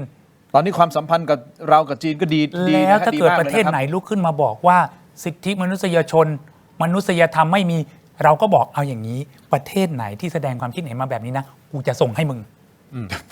มึงลองแสดงสิทธิมนุษยชนและมนุษยธรรมให้กู อันนี้น่า ดูดิ คิดอีกอย่างนะไอ้พวกจีนเทาเนี่ยมันไม่อยากกลับประเทศมันไม่พอนะมันน่ะอยากไปกัมพูชา อืม แล้วคิดดูขนาดไทยเนี่ยทำได้ถึงขนาดนี้ถ้าส่งพวกมันไปกัมพูชา ก็คนที่แล้วมันก็ร้อง มันจะสบาย ศลรัฐธรรมนูญอย่างเงี้ย ใช่ มาร้องศาลอย่างเงี้ยบอกขอกลับกัมพูชาไม่กลับจีน อ่า แล้วจริงๆนะอาจารย์เจตพูดเลยนะถ้าแก้ปัญหาสแกมเมอร์นี่แหละวิธีแก้ ส่งกลับไปที่จีนเลย จีนจะไม่กล้ามาเมืองไทยเลยพวกสแกมเมอร์เนี่ย ใช่ ส่งกลับนะ ส่งหมดอะ กลับไม่กล้าเข้ามา นี่มันลุกลามไปถึงเรือนจำเลยนะฮะคุณผู้ชมครับล่าสุดนะฮะเรื่องนี้โอ้โหท่านอนุทินชาญวีรกูลนายกรัฐมนตรีนี่คือ แสดงความไม่พอใจอย่างยิ่งเลยนะฮะแล้วก็สั่งการเด็ดขาดเลยนะขั้นเด็ดขาดนำไปสู่การสั่งย้ายด่วน ผู้บัญชาการเรือนจำกรุงเทพพิเศษนะฮะก็คือคุณมานพชมชื่นนี่เป็นข่าวแล้วนะครับให้พ้นจากหน้าที่และให้ไปปฏิบัติราชการที่กรมราชทัณฑ์แทนก็คือเหมือนย้ายเข้ากรุก่อน เหมือนตำรวจเข้าสปก อะไรประมาณนั้น คุณ พร้อม ทิน ตั้งคณะกรรมการอะไรนะตั้งกรรมการสอบสวนวินัยร้ายแรงเจ้าหน้าที่ที่เกี่ยวข้องอีก 14 คนด้วย เพื่อขยายผลหาผู้รับผิดชอบตัวจริงที่ปล่อยปละละเลยในเหตุการณ์เช่นนี้ อันนี้มันเป็นภัยพิบัติอันใหญ่หลวงของความเชื่อมั่นของกระบวนการยุติธรรมของไทย โดยเฉพาะอย่างยิ่งในสายตาชาวโลก และนักลงทุนที่อาจจะมองว่ากฎหมายที่ประเทศไทยมันเป็นแค่ตัวหนังสือบนกระดาษเท่านั้น ทุกอย่างสามารถซื้อได้ด้วยเงิน อันนี้มันเรื่องใหญ่มากนะฮะ ถูกต้อง อันนี้ที่บอกย้ายเข้ากรุเนี่ยนะที่มันแก้ปัญหาตำรวจไม่ได้ก็เรื่องเนี้ยพอมีเรื่องปั๊บบ่อนปั๊บย้ายไปประจำ แต่เขาก็จะบอกว่าต้องให้ความเป็นธรรมต้องมีคณะกรรมการตรวจสอบสอบสวน เพื่อค้นหาข้อเท็จจริงก่อนใช้เวลาเท่าไหร่ 30 วัน แล้วก็ย้ายกลับมาอยู่ที่เดิม ไม่รู้ คุณจริง มันเป็นเรื่องอย่างนี้จริง ข้อ3ที่ผมจะเสนอเนี่ยก็คือว่าหลายประเทศเขามีกระบวนการในการพิจารณาคดีโดยเร่งด่วนในกรณีที่เป็นคดีอุกชะกันหรือว่าคดีสำคัญ คดีแบบนี้ถือเป็นคดีสำคัญต้องพิจารณาโดยเร่งด่วน อย่าไปทำแบบงุ่มๆหยิมๆแบบนี้ ราษฎรบางทีเวลาทำผิดเนี่ยนะครับ โอ้โหเอาเป็น คุณเอาไปขังไว้ก่อน คุณไม่ให้ประกันตัวอะไรพวกเนี้ยคุณต้องเอาคนเหล่านี้ไปขังไว้ก่อน ไม่ให้ประกันตัว เพราะไม่อย่างนั้นคนเหล่านี้พอไปย้ายที่เรียกว่าย้ายเข้ากรุนี่นะโทรศัพท์ยังโทรศัพท์ได้ถูกไหมข่มขู่คนยังทำได้นะ วิ่งเต้นยังทำเป็นนะ ทุกสิ่งเหล่านี้เนี่ย ถูก คุณต้องเอาไปอยู่ในที่จำขังเหมือนราษฎรแล้วคุณก็ต้องห้ามประกันแล้ว คุณต้องดำเนินกระบวนพิจารณาโดยเร็ว แบบเร่งรีบ 30 วันมันนานบางทีผมไม่รู้นะว่าจะกี่วันนะ คืออย่างที่อาจารย์เจตพูดเลยนะผมยังมานั่งแล้วทุกคนก็รู้ว่าเดี๋ยวก็กลับที่เดิม จะมาเป็นพยานไหมลูกน้องจะมาเป็นไหม ไม่หรอก ไม่ เดี๋ยวฉันจะกลับมาอีก กลับที่เดิมเดี๋ยวก็ ถ้าย้ายปั๊บขาดไปอยู่ที่อื่นเลยได้ไหมอย่างนั้นล่ะ คุณทินผมเดินเล่นอยู่นะ ผมไปหยิบของจากบ้านคุณทินนะ คุณทินไปบอกตำรวจนะตำรวจก็บอกว่าโอเคเดี๋ยวจะจัดการเจตให้นะวันต่อมาผมเผาบ้านคุณเลย ก็ผมยังเดินอยู่อ่ะมึงมีอะไรไม่ดีเหรอ เห็นไหม กูขอของบ้านมึงนิดๆหน่อยๆไม่ให้ใช่ไหมกูเผาบ้านแม่งเลยดีไหมอย่างเงี้ย อ๋อโอเค นี่คือแบบคุยกันเล่นๆนะแต่ไอ้เวลาทำมันทำกันจริงนะ โหดเหมือนกั ไอ้ น คน นะ พวกนี้มันทำจริงคุณทินคิดดูมันทำเรื่องอย่างนี้ได้ทำไมฆ่าคนสองคนมันจะทำไม่ได้คนพวกเนี้ย น่าคิดนะอาจารย์ชาติเดี๋ยวผมขอข้อมูลเพิ่มเติมเดี๋ยวจะได้ครบถ้วนนะครับล่าสุดเองนะฮะท่านพลตำรวจโทรุตพลนวรัตน์ซึ่งท่านเป็นรัฐมนตรีว่าการกระทรวงยุติธรรมนะครับท่านก็ให้ข้อมูลนะเกี่ยวกับเรื่องของเรือนจำพิเศษกรุงเทพนะครับท่านบอกว่าได้ประชุมร่วมกับปลัดกระทรวงยุติธรรมและรองอธิบดีกรมราชทัณฑ์รวมถึงคณะกรรมการตรวจสอบข้อเท็จจริงเพื่อพูดคุยกันเบื้องต้นโดยเรือนจำพิเศษกรุงเทพมีเจ้าหน้าที่ประมาณ300คนนะครับขณะที่ภายในเรือนจำพิเศษกรุงเทพมหานครเนี่ยนะฮะมีผู้ต้องขังจีนผู้ต้องขังชาวจีนเนี่ย200 คนนะครับที่มาจากหลายส่วนเบื้องต้นมีผู้ที่เกี่ยวข้องกับกรณีตามที่ปรากฏเป็นข่าว2 คนซึ่งรู้ตัวแล้วนะครับเป็นผู้ต้องขังที่อยู่ระหว่างการพิจารณาของศาลโดยในวันพรุ่งนี้จะเข้าไปดูรายละเอียดหากเปิดเผยประเด็นใดให้สื่อมวลชนทราบได้ก็จะแจ้งให้ทราบต่อไปทั้งเรื่องของผู้ต้องขังคดีใดและอยู่ในแดนใดส่วนเจ้าหน้าที่ที่ปฏิบัติหน้าที่ในช่วงเกิดเหตุมีทั้งหมด7 คนด้วยกัน7 คนนะฮะตั้งแต่ประตูไปจนถึงจุดที่เกิดเหตุเป็นห้องผู้คุมซึ่งมีการดัดแปลงสภาพห้องโดยมีประตูกั้นลักษณะเหมือนห้องรับรองส่วนห้องผบ.เรือนจำอยู่ชั้นบนและก่อนหน้านี้มันมีข่าวบอกว่าวิธีการนำพาหญิงสาวเข้าไปเนี่ยไปผ่านห้องของผบ.เรือนจำที่อยู่ชั้น2เข้าไปนะฮะโดยไม่ต้องไปผ่านช่องทางที่ปกติที่เขาเข้าไปผู้สื่อข่าวสอบถามถึงหลักฐานภาพกล้องวงจรปิดโดยรัฐมนตรีว่าการกระทรวงยุติธรรมบอกว่าภาพจากกล้องวงจรปิดกู้ได้เป็นบางส่วนและบางส่วนถูกลบไปซึ่งมีพยานหลักฐานพอสมควรและพบว่ามีผู้ต้องขังเดินอยู่ในพื้นที่ที่ไม่มีสิทธิ์ที่จะเดินเนี่ยส่วนเจ้าหน้าที่ใครที่เกี่ยวข้องก็ต้องรับผิดชอบเป็นส่วนๆไปผู้สื่อข่าวก็สอบถามถึงกรณีข้อมูลกลุ่มนางแบบใช้เส้นทางลับผ่านห้องผบ.เรือนจำใช่หรือไม่รัฐมนตรียุติธรรมบอกว่าไม่ใช่ห้องผบ.เรือนจำส่วนการเดินเข้าไปเป็นเส้นทางปกติไม่ใช่เส้นทางลับ ซึ่งหญิงสาวเป็นชาวจีน2 คนเป็นบุคคลภายนอกไม่ใช่ผู้ต้องขังคาดว่าเจ้าหน้าที่มีส่วนเกี่ยวข้องจึงสามารถพาไปจุดนั้นได้เป็นจุดที่อยู่ด้านหน้าอาคาร เจ้าหน้าที่มีส่วนเกี่ยวข้อง ผมอยากจะหัวเราะคาดว่าเจ้าหน้าที่มีส่วนเกี่ยวข้องต้องคาดอีกเหรอ โอเคอันนี้เป็นคำอันนี้เป็นข้อสังเกตที่ดีคุณผู้ชมเอางี้เอาให้จบก่อนโอเคแหมผมเสียศูนย์เลยเอาใหม่คาดว่าเจ้าหน้าที่มีส่วนเกี่ยวข้องจึงสามารถพาไปถึงจุดนั้นได้เป็นจุดที่อยู่ด้านหน้าอาคารของเจ้าหน้าที่แต่ขอดูรายละเอียดก่อนยอมรับว่าเรื่องนี้สร้างความเสื่อมเสียต่อหน่วยงานอย่างมากอันนี้ผมเติมนะฮะมากที่สุดครับ รัฐมนตรียุติธรรมบอกว่าพื้นที่ดังกล่าวเป็นพื้นที่ของเจ้าหน้าที่ซึ่งอยู่ชั้นล่างเกิดเหตุช่วงกลางวันส่วนที่อ้างว่าไปเยี่ยมญาตินั้นไม่ใช่พื้นที่ที่เปิดเยี่ยมซึ่งเจ้าหน้าที่ชุดจู่โจมได้สอบปากคำหญิงสาวไปเบื้องต้นแล้วให้การว่ามาพบเจ้าหน้าที่ตรงจุดนั้นเชื่อว่าหญิงสาวเต็มใจเข้ามาทำพฤติการนี้แต่เขาปฏิเสธโดยได้ถ่ายภาพทำประวัติดูข้อมูลพาสปอร์ตแล้วครับแต่มีถุงยางอนามัยครับแต่ผมไม่รู้ถุงยางอนามัยเขาเอามาสงสัยเตรียมเล่นสงกรานต์เปล่าปีหน้า คุณทินครับเคยเข้าไปเยี่ยมผู้ต้องขังในเรือนจำไหมครับผมอันนี้ ไม่ใช่ไปดูงานนะไปเยี่ยมใคร ผมไปผมเคยไปครั้งหนึ่งลุงท่านหนึ่งไปแต่ว่าคือไม่ได้เข้าไปข้างในคือโอ้โหมัน เอาว่า ต้องไปลงชื่อ จะได้คุย ไปนั่งรอข้างหน้าเสร็จปุ๊บเขาเลยจะเล่นเป็นรอบๆเสร็จปุ๊บก็จะเป็นเข้าไปในเปิดประตูเข้าไปแล้วก็จะเป็นเก้าอี้เรียงตับแล้วก็เป็นตู้กระจก ใช่ครับ กระจกกั้นฝั่งนี้แล้วกระจกกั้นฝั่งเขาด้วยนะ เราใช้วิธี โทรศัพท์ครับ กัน เราต้องแบบว่าครับลุงยังไงนะครับอ๋อครับแล้วก็จะเห็นหน้า ใช่ แต่มันอยู่คนละฝั่ง ใช่ ครับ นี่คือ นั่นคือวิธีการ นี่คือระเบียบ ใช่ครับ ในการเยี่ยมปกติ ใช่ครับ แล้วคิดดูไอ้เรื่องนี้มันคือมัน ไม่ปกติ คนละเรื่องกันเลยมัน ใช่ โคตรจะพิเศษนะฮะ คือประเด็นผมเนี่ย VVIP มากๆ ผมสนใจตรงนี้นะ อะไรฮะ ห้องเนี้ยมันทำมาตั้งแต่เมื่อไหร่ ใช่ อืม ใช่ มันจะทำเฉพาะจีนเหรอ ทำเพื่ออะไร ถ้าไปดูประวัติศาสตร์ของการขังคนดังๆเนี่ยนะ ไม่ว่าอดีตตำรวจที่เกี่ยวกับข้องหลายเรื่องแล้วกันนะ เขาก็เขาก็บอกว่ามันมีมานานแล้ว อย่างนี้เหรอ คือมีมานานแล้ว แล้วจะไม่รู้กันเหรอครับ รู้ถ้าจะเอาย้ายเนี่ยนะให้มันโปร่งใสต้องย้ายหมดเรือนจำเลย เดี๋ยวจัน มัน มัน ไม่ จะ ใช่ ใคร แค่ จะ นั้น ทำงานแล้ว ท่านปรเมศ ไม่ มันไม่ เป ใช่ ลี่ยน แค่ ทั้ นั้น งชุดเลย มันไม่ใช่แค่นั้นคุณทิน ยังไง ไอ้ที่บอกว่าผู้ที่ปฏิบัติหน้าที่อยู่ในขณะที่เกิดเหตุเนี่ยนะในขณะ มันไม่ใช่7 คน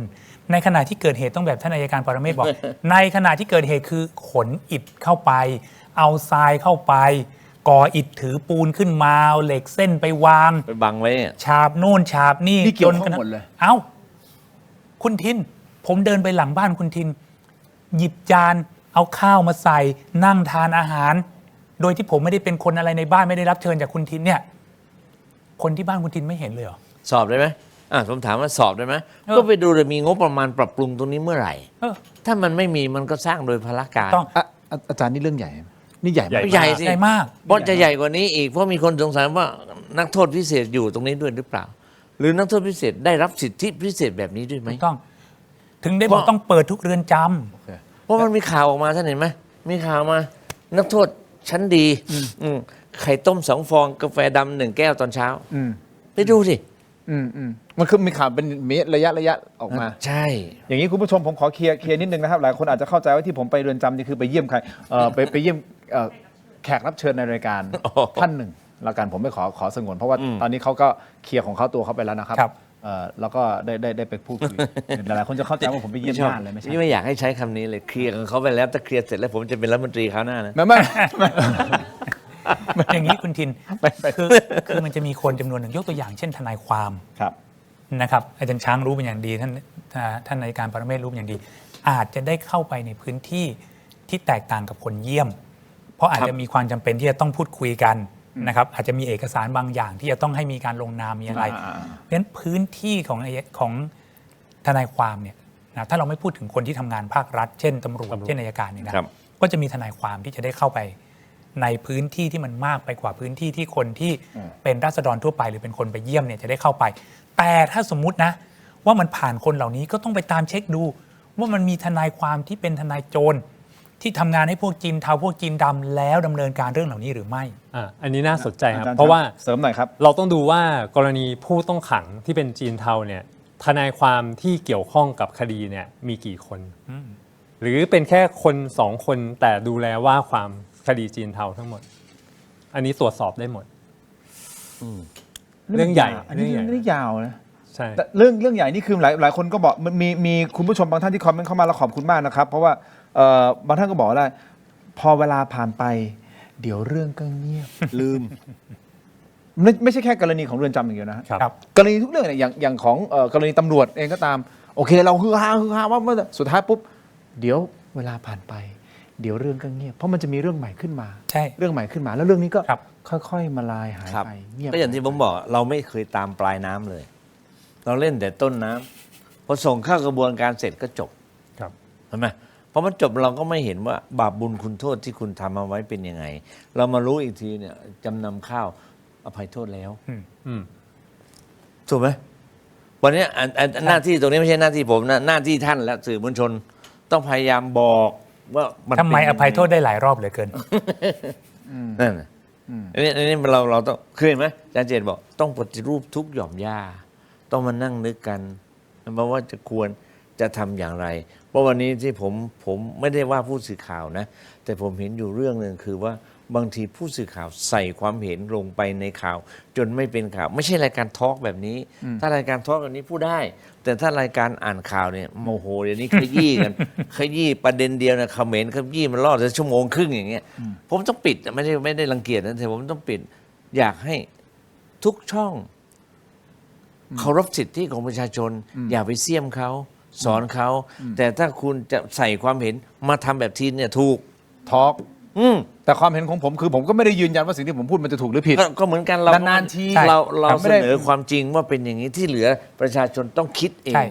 เห็นด้วยกับผมไหมเห็นด้วยอาจารย์เจตไหมเห็นด้วยอาจารย์ช้างอาจารย์กำลังโดนด่าตั้งหลายดอกนั่นแหละ หรือไม่ก็ต้องแจ้งคุณทิน เช่น อะไรคือความจริง อืม คือมันพิสูจน์มาแล้ว อันนี้คือความจริง อะไรคือข้อเท็จจริง ยังมีโอกาสที่ต้องไปพิสูจน์ ครับ นะครับ ว่ามันตกลงจริงหรือเท็จมากกว่ากัน หรือเท็จหมดจริงหมดก็ว่าไป อะไรคือความคิดเห็น เรื่องนี้นะครับท่านผู้ชมคือความคิดเห็นของผม ครับ ก็ใช่เวลาผมจะแสดงความ แต่ เห็นก็จะพูด คน ก่อ จำนวนหนึ่งเนี่ยพูดปนกันไปหมด จนกระทั่งไม่รู้แล้วว่าอะไรความจริงอะไรข้อเท็จจริงอะไรความเห็นของคุณ แล้วคนจำนวนหนึ่งมักจะแสดงตนเป็นผู้รู้ จากการอ่านมาจากของผู้อื่น เพราะฉะนั้นไอ้ลักษณะแบบนี้เนี่ยนะครับมันทำให้ประชาชนเนี่ยสับสนงงงวยแล้ว ถ้ามันมีแบบที่ท่านอัยการปรเมศบอกนะมันจะแยกคนที่เป็นผู้สื่อข่าวที่เป็นอาชีพผู้สื่อข่าวออกจากผู้สื่อข่าวสมัครเล่นซึ่งเราไปห้ามใครไม่ได้เขาอยากจะนำเสนอในโลกออนไลน์ก็ทำไปเขาอยากจะบอกกับใครก็ช่วยไม่ได้แต่ถ้าเรามีวิธีแยกน้ำแบบนี้คุณจะเห็นครับว่าน้ำไหนคือน้ำมืออาชีพที่จะต้องมีกฎมีเกณฑ์มีกรอบในการกำหนดในการทำหน้าที่น้ำไหนที่คุณจะทำอะไรก็ทำไปคุณก็จะได้รู้อ๋อนี่มันเป็นน้ำจากที่นี่นะเชื่อได้บ้างไม่ได้บ้างน้ำจากที่นี่มีความน่าเชื่อถือสูงหน่อยอย่างเงี้ยแต่ถ้าไม่ได้ทำนะสิ่งที่ท่านพูดเนี่ยเราต้องช่วยกันทั้งสังคมนะครับมันก็ย้อนกลับมาจริงๆมันคือเป็นคนละเรื่องเดียวกันอ่ะสุดท้ายมันก็คือกลับมาย้อนกลับมาก็คือว่าเราอยากจะให้สังคมมันแข็งแรงมันก็เริ่มต้นที่ตัวเราใช่อันนี้ผมยกตัวอย่างง่ายๆอันนี้ไม่ใช่ความคิดเห็นส่วนตัวแต่มันสิ่งที่ปฏิบัติที่สหรัฐอเมริกาตอนนี้ผมไปเรียนอยู่เชื่อไหมฮะว่าป้าย stop sign ป้ายหยุดอาจารย์ตีสองเนี่ยป้ายหยุดขับมาต้องหยุดนะฮะต่อให้แบบเงียบไม่มีใครหยุดแล้วเพื่อนชาวต่างชาติที่เป็นฝรั่งทุกคนเราจะปฏิบัติอย่างนี้นึกออกว่าของเรากลางวันก็ไม่หยุดท่านยกมาเนี่ยไม่รู้จะพูดยังไงมันยกมาผมบอกอาจารย์จันเดชครับถ้าเราพูดถึงผู้สื่อข่าวในการทำรายการเนี่ยขึ้นข้างหน่อยได้ไหมโปรดใช้วิจารณญาณในการรับชมเหมือนรายการผีเหมือนรายการผีคุณทินถามวันนี้เลยถามของรายการเลยว่าตอบหน่อยสิครับว่าป้ายหยุดต้องทำยังไงเอาในประเทศนี้ก็มีนะป้ายหยุดถามว่าป้ายหยุดต้องทำไงหยุดเนี่ยอาจารย์ไม่บรรลามไปถึงอะไรไหมครับตอนนี้เวลาขับผ่านสัญญาณไฟเนี่ยตามแยกเนี่ยเพราะเรารู้ไงคนไทยไม่หยุดไอเราเนี่ยไฟเขียวเราไม่กล้าไปเราต้องมองซ้ายทีขวาทีก่อนมันจะมีใครแม่ง follow ตามมากับไอ้สัญญาณใช่ขนาดเราไฟเขียวเราถูกเรายังโดนโอ้โหต้องรอดูก่อนมีเหตุการณ์สลดเกิดขึ้นหลายครั้งถึงเรื่องของไฟแดงไฟเขียวเราเห็นเยอะมากใช่แล้วคู่กรณีเนี่ยฝ่าไฟแดงแต่คนที่ประสบเหตุเนี่ยคือคนที่ขับมาดีๆเยอะมากผมว่าเรามาถึงจุดที่ว่ามันต้องสังคายนาทั้งประเทศอะทั้งระบบทุกเรื่องจริงๆถ้าไม่งั้นเราคิดไหมฮะว่าวันนี้มันจะมีเรื่องเรือนจำเกิดขึ้นมาอย่างเงี้ยทั้งที่โอเคอาจารย์ปรเมศเองอาจารย์ท่านเองหรืออาจารย์เจตก็อาจจะบอกเฮ้ยเราก็เคยได้ยินเรื่องเล่าแหละว่ามันจะเป็นอย่างนี้เลยแต่วันนี้มันคือเป็นสิ่งที่มันถูกเปิดเผยออกมาแบบโจ่งแจ้งชัดเจนแล้วทำไมมันเพิ่งมาเปิดในช่วงนี้ทำไมมันเพิ่งออกมาเปิดมาแบบนี้มันก็มีทฤษฎีต่างๆเนาะใช่ไหมครับว่ามันอาจจะเป็นเพราะว่าถูกวางยาเล่นงานนู่นนี่นั่นเพื่อที่จะแบบแฉออกมาเพื่อที่จะแย่งชิงตำแหน่งกันอะไรยังไงสุดท้ายมันก็วนเวียนอยู่กันเนี่ยฮะเรื่องราวมันก็วนเวียนอย่างนี้อาจารย์ช้างแล้วสุดท้ายมันจะไปยังไงต่อผมค้างเรื่องของปฏิรูปตำรวจก่อนในมุมของอาจารย์ช้างใช้โอกาสนี้แหละครับอาจารย์คิดว่าเหตุการณ์ทั้งหมดเกิดขึ้นตรงนี้ในมุมของอาจารย์ช้างเราจะไปยังไงดีฮะมันต้องแก้กันที่ระบบการศึกษาครับเพราะว่าบางทีเนี่ยผู้ใหญ่ในรุ่นเราเนี่ยมันเติบโตมากับระบบแบบนี้โครงสร้างทางสังคมแบบนี้ดังนั้นเนี่ยบางครั้งอย่างเช่นผมเป็นตำรวจเนี่ยผมก็เกิดกระบวนการยอมรับว่าปัญหาเราเนี่ยมันมีอยู่จริงแต่เราเนี่ยก็ไม่ได้มีอำนาจเราตัวเล็กเกินไปที่จะไปขวางทางน้ำนึกออกไหมครับหรือแม้กระทั่งหน่วยงานราชการพี่น้องประชาชนอะไรต่างๆเนี่ยรับรู้เข้าใจแล้วก็ยอมรับเรื่องพวกนี้ว่ามันเป็นเรื่องปกติของสังคมไทยแต่เด็กรุ่นใหม่เนี่ยผมเอาตัวอย่างลูกผมเนี่ยอายุแค่ประมาณ8 ขวบ 9 ขวบเนี่ยทำอย่างไรให้เด็กรุ่นนี้เนี่ยเขามีจิตสำนึกดีแล้วเขาไม่ปล่อยผ่านและให้เขายอมรับไม่ได้ว่าเนี่ยคือเรื่องที่สร้างความเสียหายต่อสังคมและคนรุ่นเขาไม่ยอมต่อระบบเหล่านี้มันต้องแก้ที่ระบบการศึกษาครับเปลี่ยนทัศนคติเปลี่ยนความคิดเปลี่ยนมาตรฐานในการดำเนินชีวิตของพวกเขาใหม่ผมเห็นด้วยกับอาจารย์ช้างในประเด็นนี้นะครับเพราะผมก็สัมผัสน้องๆผมก็เป็น Gen Z เนาะเราก็จะมีแล้วก็มี Gen Alpha Gen Beta เนี่ยก็จะเห็นว่าเขาก็ไม่ค่อยชอบอะไรที่มันแบบไม่ตรงไปตรงมาถูกไหมรุ่นเรากลับเป็นรุ่นที่แบบว่าไม่ชอบอะไรที่ไม่ตรงมาคือเขาจะแบบตรงๆคือเป็นอย่างเงี้ยมันต้องเป็นอย่างเงี้ยก็ต้องเป็นอย่างเงี้ยครับผมก็เลยรู้สึกว่ามีความหวังกับคนรุ่นใหม่คือจริงๆถ้าผมจะตอบคำถามเรื่องตำรวจปฏิรูปตำรวจไม่ให้ซื้อขายตำแหน่งนะครับคุณต้องใช้ระบบศาลระบบอัยการศาลและอัยการจะรู้ทิศทางของตัวเองปลายชีวิตตัวเองจะไปอยู่ตรงไหนขึ้นไปตามลำดับอย่างของศาลเนี่ยนะครับอาจารย์เจตขึ้นเป็นผู้สาวหัวหน้าศาลรอบแรกต้องไปอยู่พื้นที่นี้โซนเขตนี้แต่อยู่โซนนอกพอรอบปีที่2จะขยับปีที่3จะเข้าถ้าไม่สะดุดขาตัวเองเราจะรู้ชีวิตเราเลยสุดท้ายเราจะเป็นอะไรเพราะฉะนั้นในระบบศาลในระบบอัยการไม่มีแล้วระบบที่มันเกิดความเสียหายในระบบราชการเนี่ยระบบอะไรฟาสต์แทร็กขึ้นลิฟต์มาเลยพอสร้างระบบนี้ขึ้นมามันก็มีคนที่ฉวยโอกาสฟาสต์แทร็กขึ้นไป และปัญหาในสังคมที่มันเกิดในขณะเนี้ยเพราะผู้ใหญ่ไม่ดีหรือรัฐมนตรีไม่ดีผมถามว่าสภาผู้แทนเวลาอภิปรายไม่ไว้วางใจ ใครให้ข้อมูล ก็ราชการเนี่ย ใช่ ราชการคนที่ไม่พอใจเขาให้ข้อมูล ผมถึงบอกว่าผมทำคดีทุจริตเวลาผมไปบรรยายที่ไหนเนี่ยอบจทั้งหลายเนี่ยผมบอกว่าคุณจำไว้นะ คนรักชอบผืนหนัง คนชังถ้าผืนเสือยิ่งคุณยิ่งสูงเท่าไหร่คุณยิ่งตายเร็วมากเท่านั้น เพราะอะไร เพราะถ้าเลื่อยข้างบนได้ข้างล่างก็ขึ้น ก็แค่เนี้ยถูกไหมเพราะงั้นผมก็ต้องพยายามเอาข้อมูลเลื่อยย้ายมันไปเสียย้ายมันไปเสียเพราะงั้นทุกอย่างมันอยู่ที่จิตสำนึกของเราเราต้องดีซะก่อน ถ้าเราไม่ดีนะ พวกกระทืบเราก็เหมือนที่ท่านบอกถ้าไม่ใส่หมวกกันน็อกไม่ให้เขาไถได้ไง ใช่ แล้วเรื่องบางเรื่องนะคุณเทียนเรื่องที่ใกล้ตัวประชาชนที่สุดนะฮะคือเรื่องจราจรเนี่ย เรื่องจราจรนะอย่างที่ท่านอาจารย์ช้างบอก ถ้าคิดเพื่อประโยชน์ของตัวเองนะท่านกายการปรเมศบอกใส่หมวกกันน็อกไม่ได้ใส่เพื่อหลบเลี่ยงตำรวจนะครับ ใส่เพื่อ ความปลอดภัย ความปลอดภัยของตัวเอง แล้วก็เผื่อแผ่นิดนึงเผื่อท่านหัวฟาดสมองไหลจะได้อยู่ในหัวคนอื่นเขาก็จะได้เก็บได้ง่ายๆทุกอย่างเนี่ยมันมีเหตุมีผลของมัน แล้วใช้กล้องครับกล้องต่อรองไม่ได้ แล้วก็เอากล้องเนี่ยไปเชื่อมโยงกับขนส่งสิครับถ้าเกิด อันนี้กำลังเสนอทางออกเรื่องจราจรนะ ใช่ เบสิก อันนี้แค่เรื่องจราจรนะ โอเค เรื่องขโมยขโจรเนี่ยนะครับคุณต้องไปหาให้ได้ว่ามันเกิดอะไรขึ้น ให้แบบเวลานั่งเรียนกันมาอาชญาวิทยาและทันตวิทยาทำไมคนทำผิดทำไมเด็กถึงได้ขโมยสมมติขโมยไปให้พ่อแม่อันนี้ก็ต้องเอามาอบรมบ่มนิสัยว่าทำแบบนี้ไม่ได้นะ ไปทำมาหากินสิอะไรเงี้ยแต่ถ้าเกิดทำผิดติดเป็นนิสัย จนกระทั่งเป็นเหมือนท่านอัยการปรเมศบอกว่าเป็นสันดานแล้วเนี่ยต้องมีอีกวิธีนึง คือถูกไหมครับก็มันก็ต้องเข้าไปอบรมอาจจะ ไม่ใช่เป็นเรือนจ โอเค ำนะแต่เป็นวิธีทางเป็นวิธีทางอื่นนะแล้วพอคุณไปดูนะปล้นทำยังไงฆ่าทำแบบไหนข่มขืนทำอย่างไร อะไรพวกเนี้ย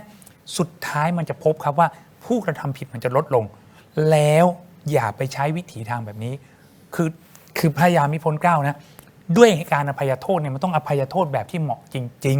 ๆ ไม่ใช่ตะพึดตะพือกับเลี้ยงกันมาไอ้นักโทษชั้นดีนักโทษชั้นดีมากอะไรพวกเนี้ยแล้วก็ไปทูลเกล้าขอพระราชทานอภัยโทษรายปีเนี่ย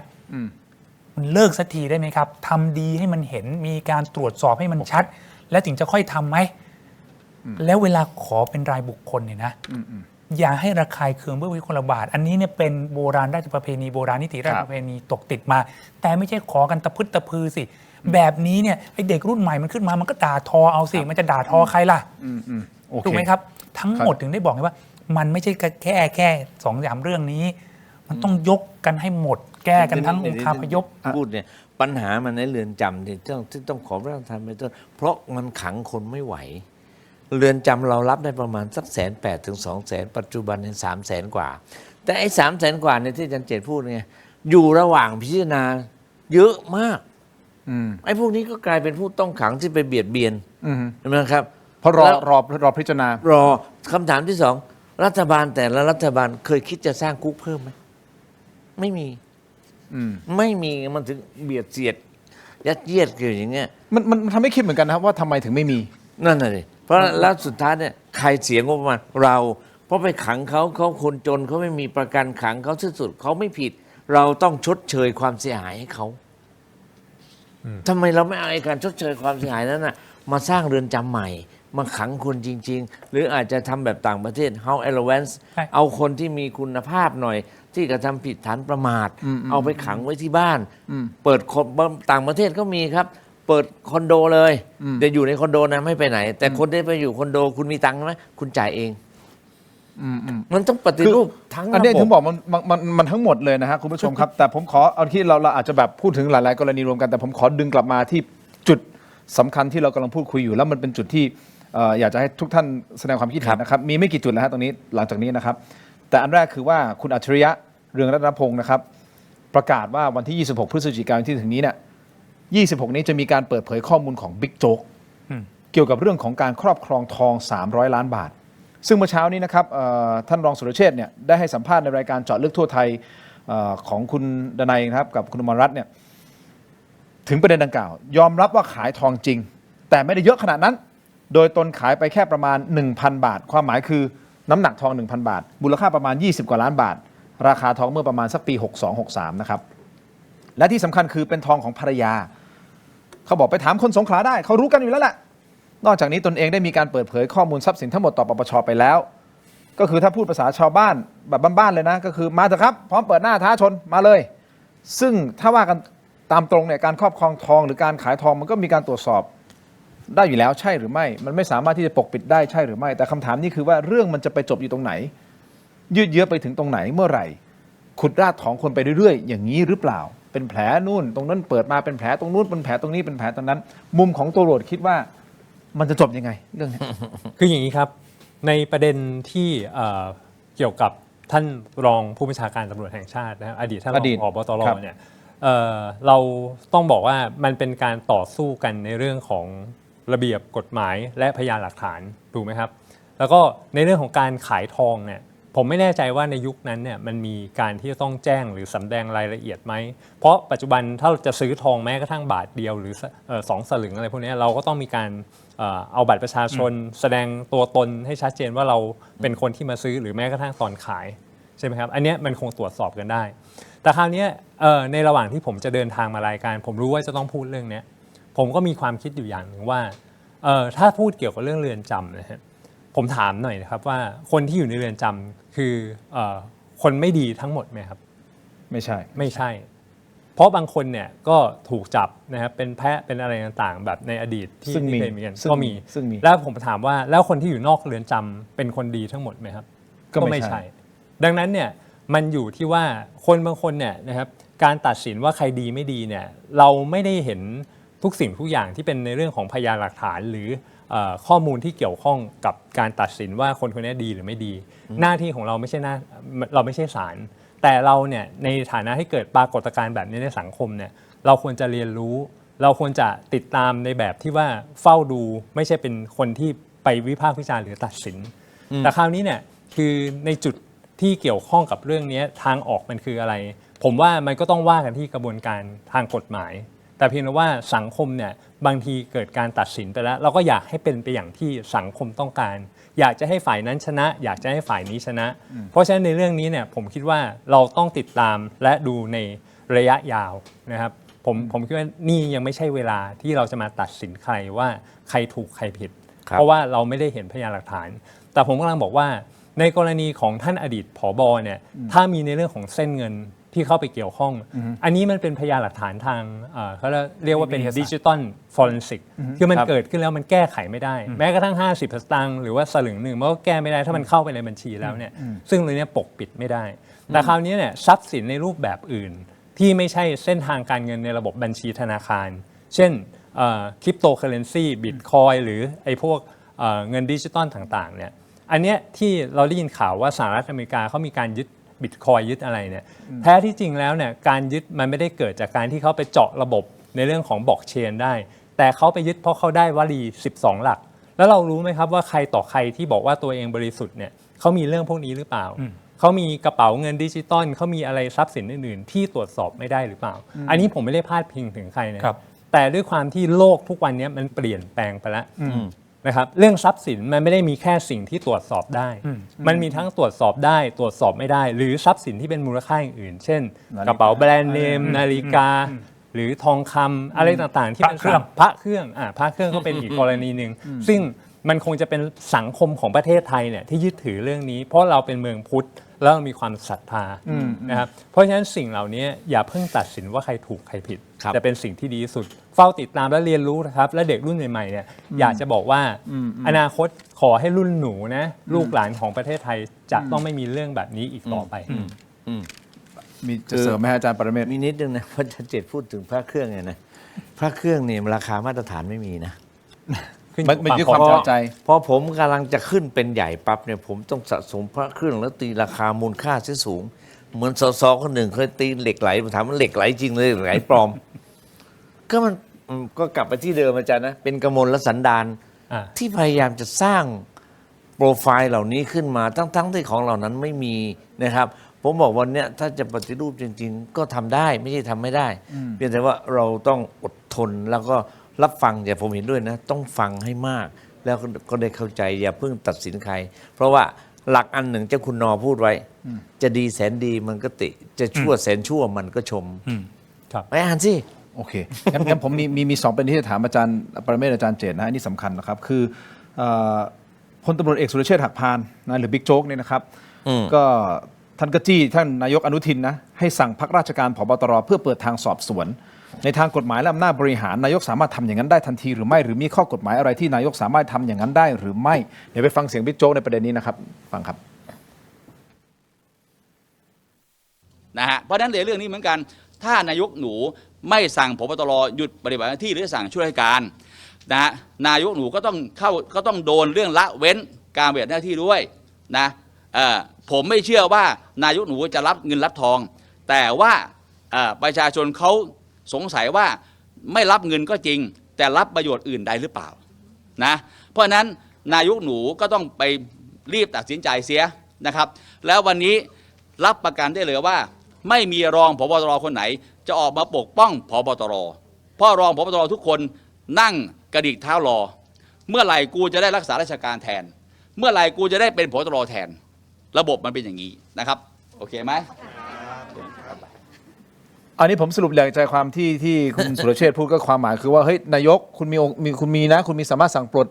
ใช่ไหมสั่งภาคราชการผบตรไม่งั้นคุณจะโดน157มันเป็นอย่างนั้นหรือเปล่าไม่ใช่ต้องมีกระบวนการที่ไปถึงนายกไม่ใช่ใครพูดแล้วนายกสั่งได้หมด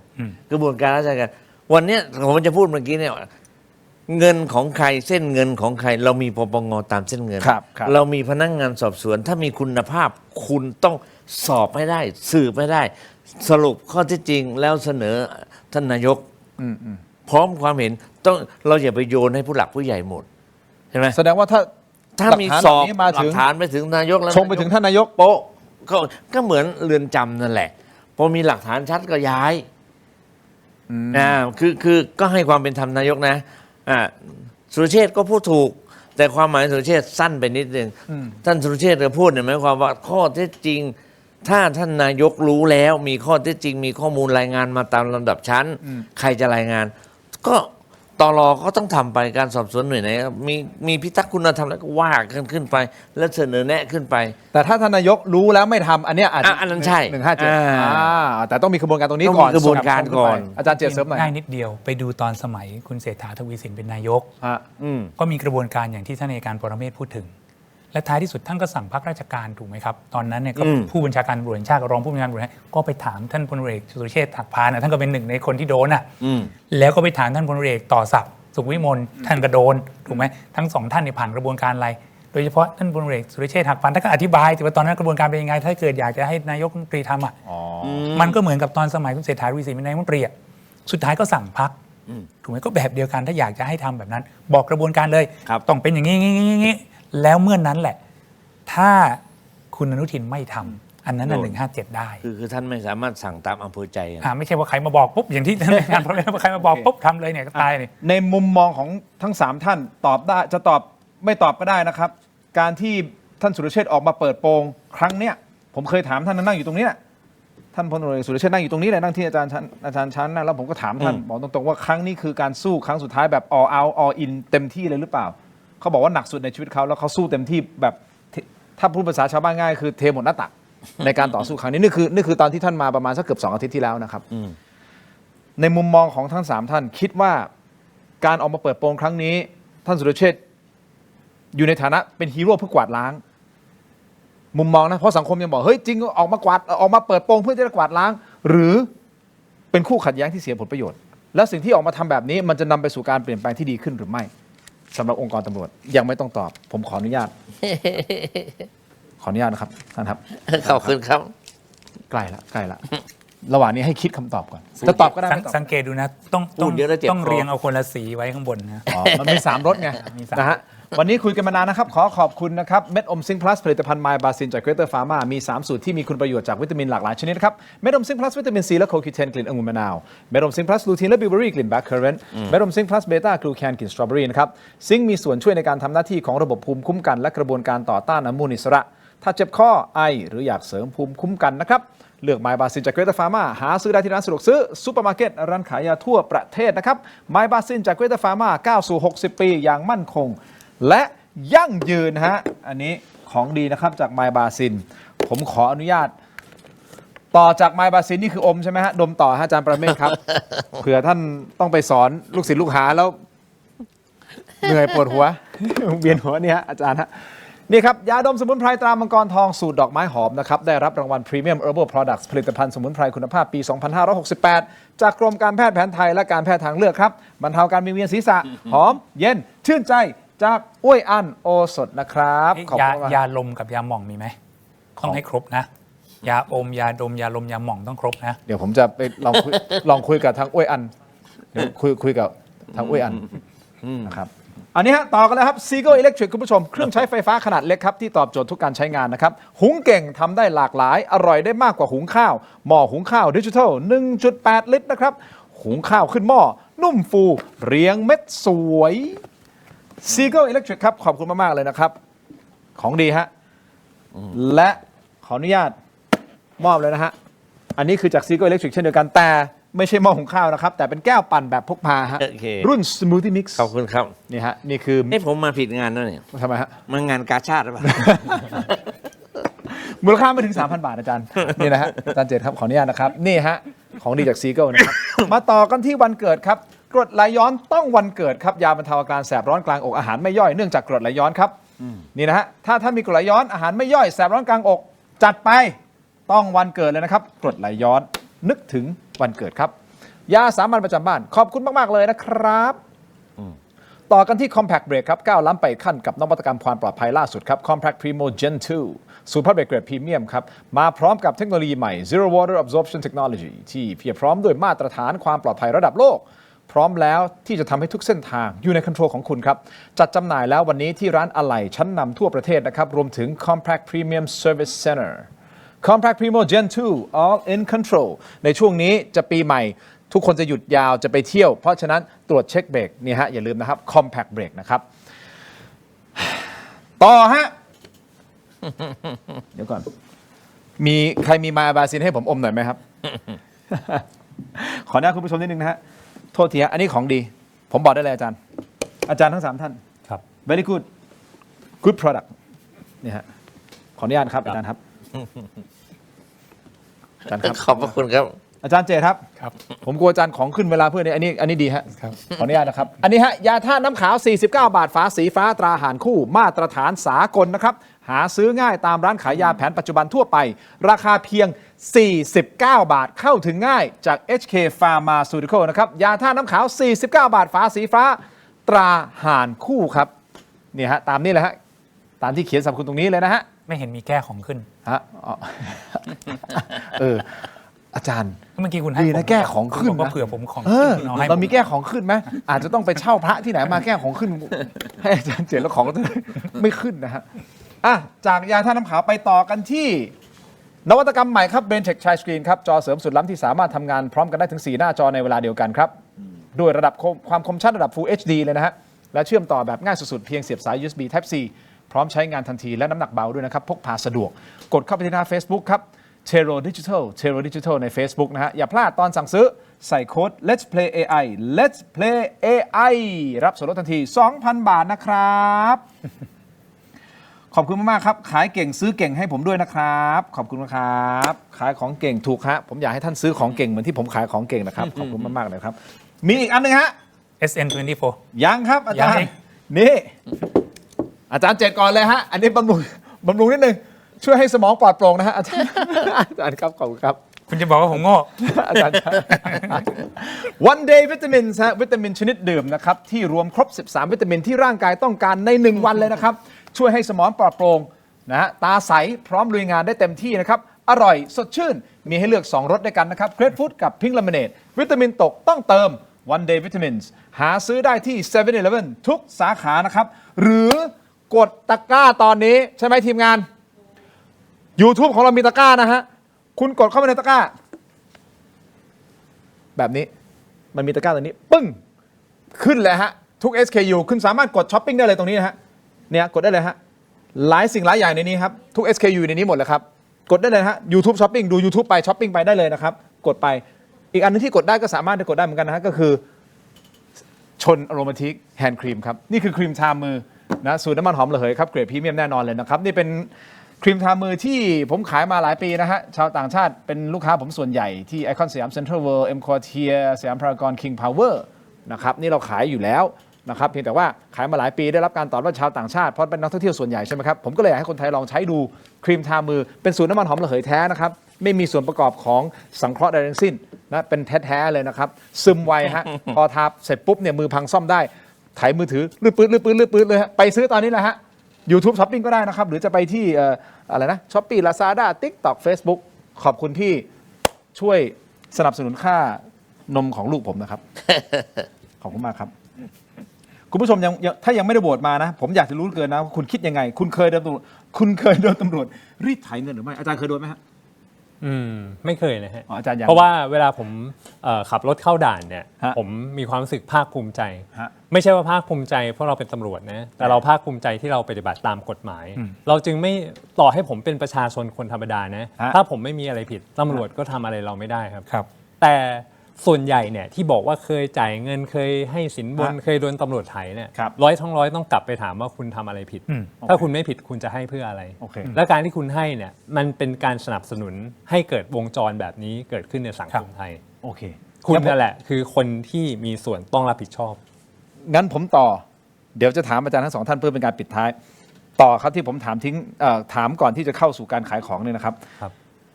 ในมุมของท่านฮะคุณคิดว่าการที่บิ๊กโจ๊กออกมาเปิดเผยเปิดโปงเรื่องนี้ที่สังคม